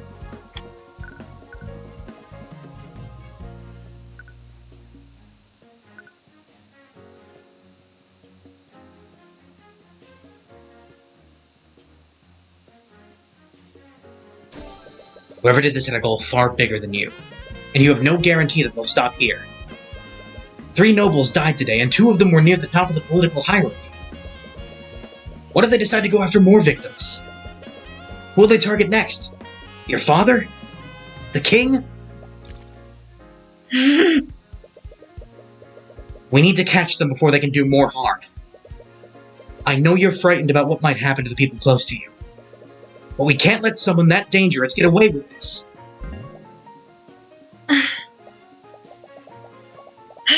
When you put it that way, I suppose I have no other choice, do I? There we go. We're not stupid, we're just idiots. I never realized it before, Mr. Cuthbert. What? You really have a bad habit of putting your nose into other people's business, don't you? Yeah, I suppose I do. But you're right. We can't let this go. I'll find a way to dispute this. Somehow. Thank you, Mr. Cuthbert. I think we've known each other long enough. You don't need to be so formal. You successfully argued against Arya Steelwind. Perhaps I misjudged you. What does that mean? I know I agreed to fight this, but... Means good things. What is it? You're the most qualified attorney in the nobility. You'll definitely be able to make a case for yourself.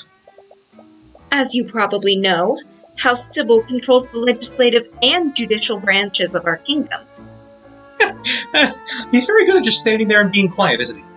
And they've nominated my father as the prosecutor for my trial. Isn't that a conflict of interest? Well... Bold of you to assume House Sybil cares.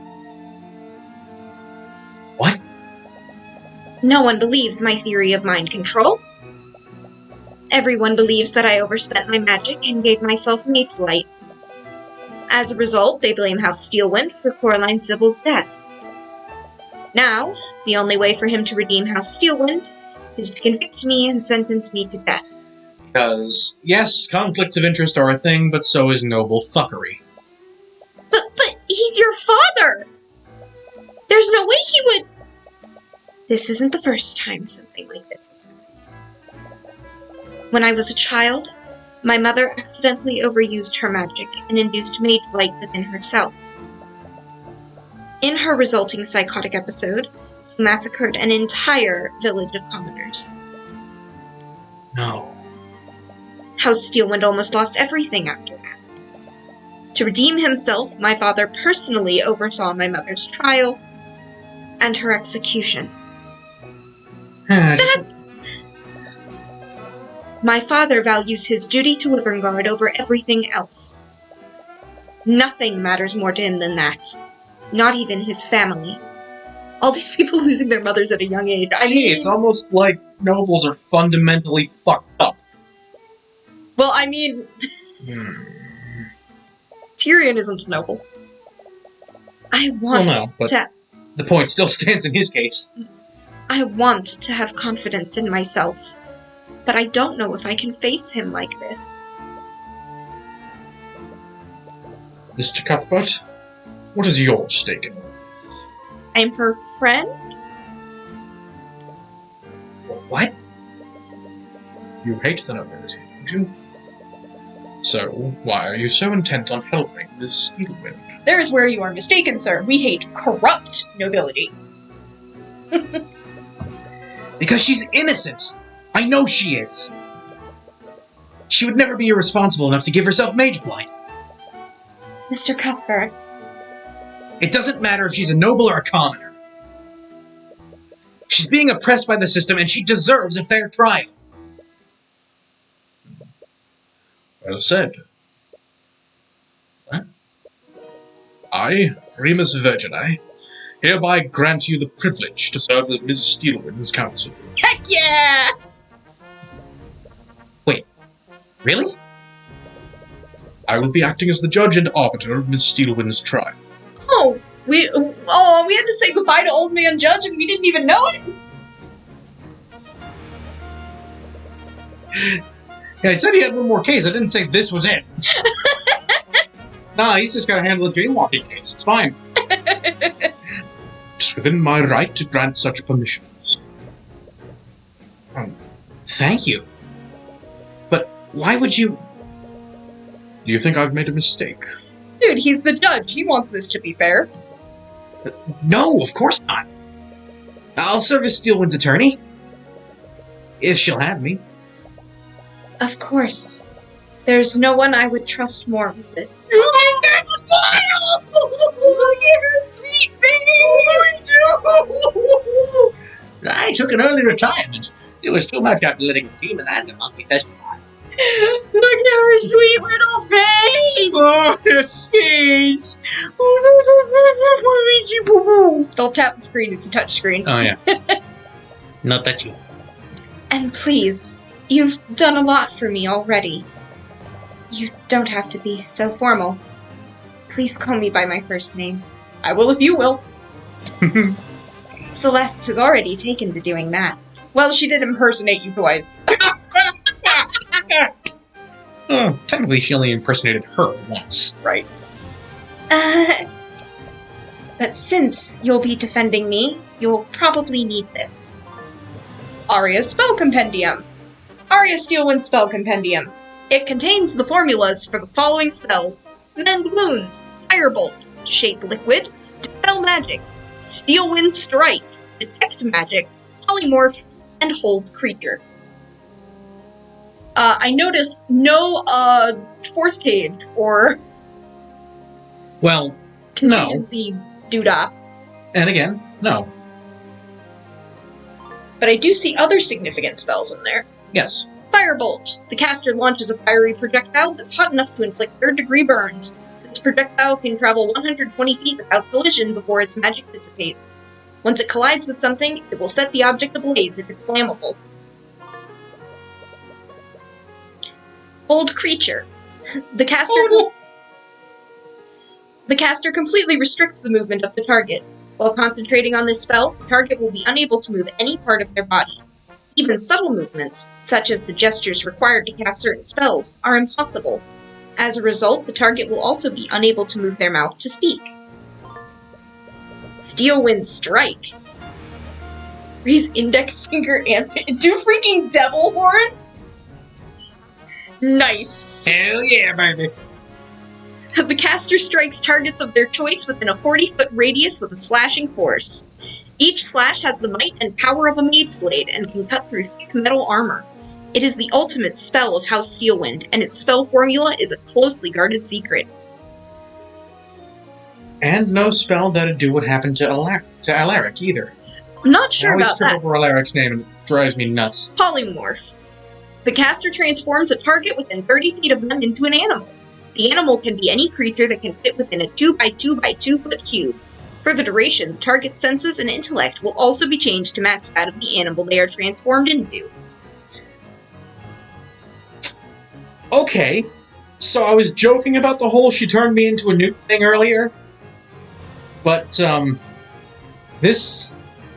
think this is something they changed from when I played through? Because I think originally, Alaric was literally just hit with, like, a confusion spell of some sort? I don't know. Dispel Magic. Dispel Magic. We have seen her use it at least once. Yes. On us. Choose any magical effect within 120 feet. spell that is creating that effect immediately ends, unless the targeted spell is immune to being dispelled. However, this only ends the spell's effects. It does not undo the effects of the spell. For example, dispelling a shaped liquid on an affected liquid will only prevent the caster from further manipulating the liquid. It will not unfreeze the liquid or change its shape back to normal. Interesting. Then it's settled. We will hold the trial at my home, the city of Ladon. Ladon? I've never heard of that place. Speak with Lucio. He knows the location well. Or you can ask any more questions. The Archduke leaves without a word. He really has a bad habit of just walking away from conversations. But I guess we should consider ourselves lucky. Even if it's unorthodox, this situation will let us approach this like any other trial.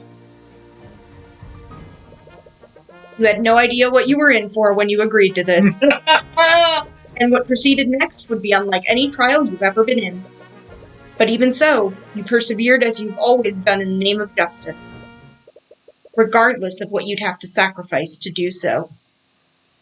That's ominous as heck. Ain't it just? Alright, well, we will come back at you next week for the first part of the trial. Let me tell you something. Y'all ain't ready! Oh boy. Oh, y'all ain't ready. Yes, so next week we will be beginning the trial of Arya Steelwind. And in addition, starting next week is when we will have our bonus spooky streams on Twitch. At twitchtv.com/209musiclover. We will be playing through a game that I have been eagerly awaiting the release of. A horror comedy, visual novel by the name of Slay the Princess. This one is fully professionally voice acted, so it won't kill our throats in addition. Hooray! No more golem juice! For that stream. But I'm still waiting for Maranath to rear his ugly head again. But I'm thinking we'll probably do those streams on Saturday, maybe in the afternoon.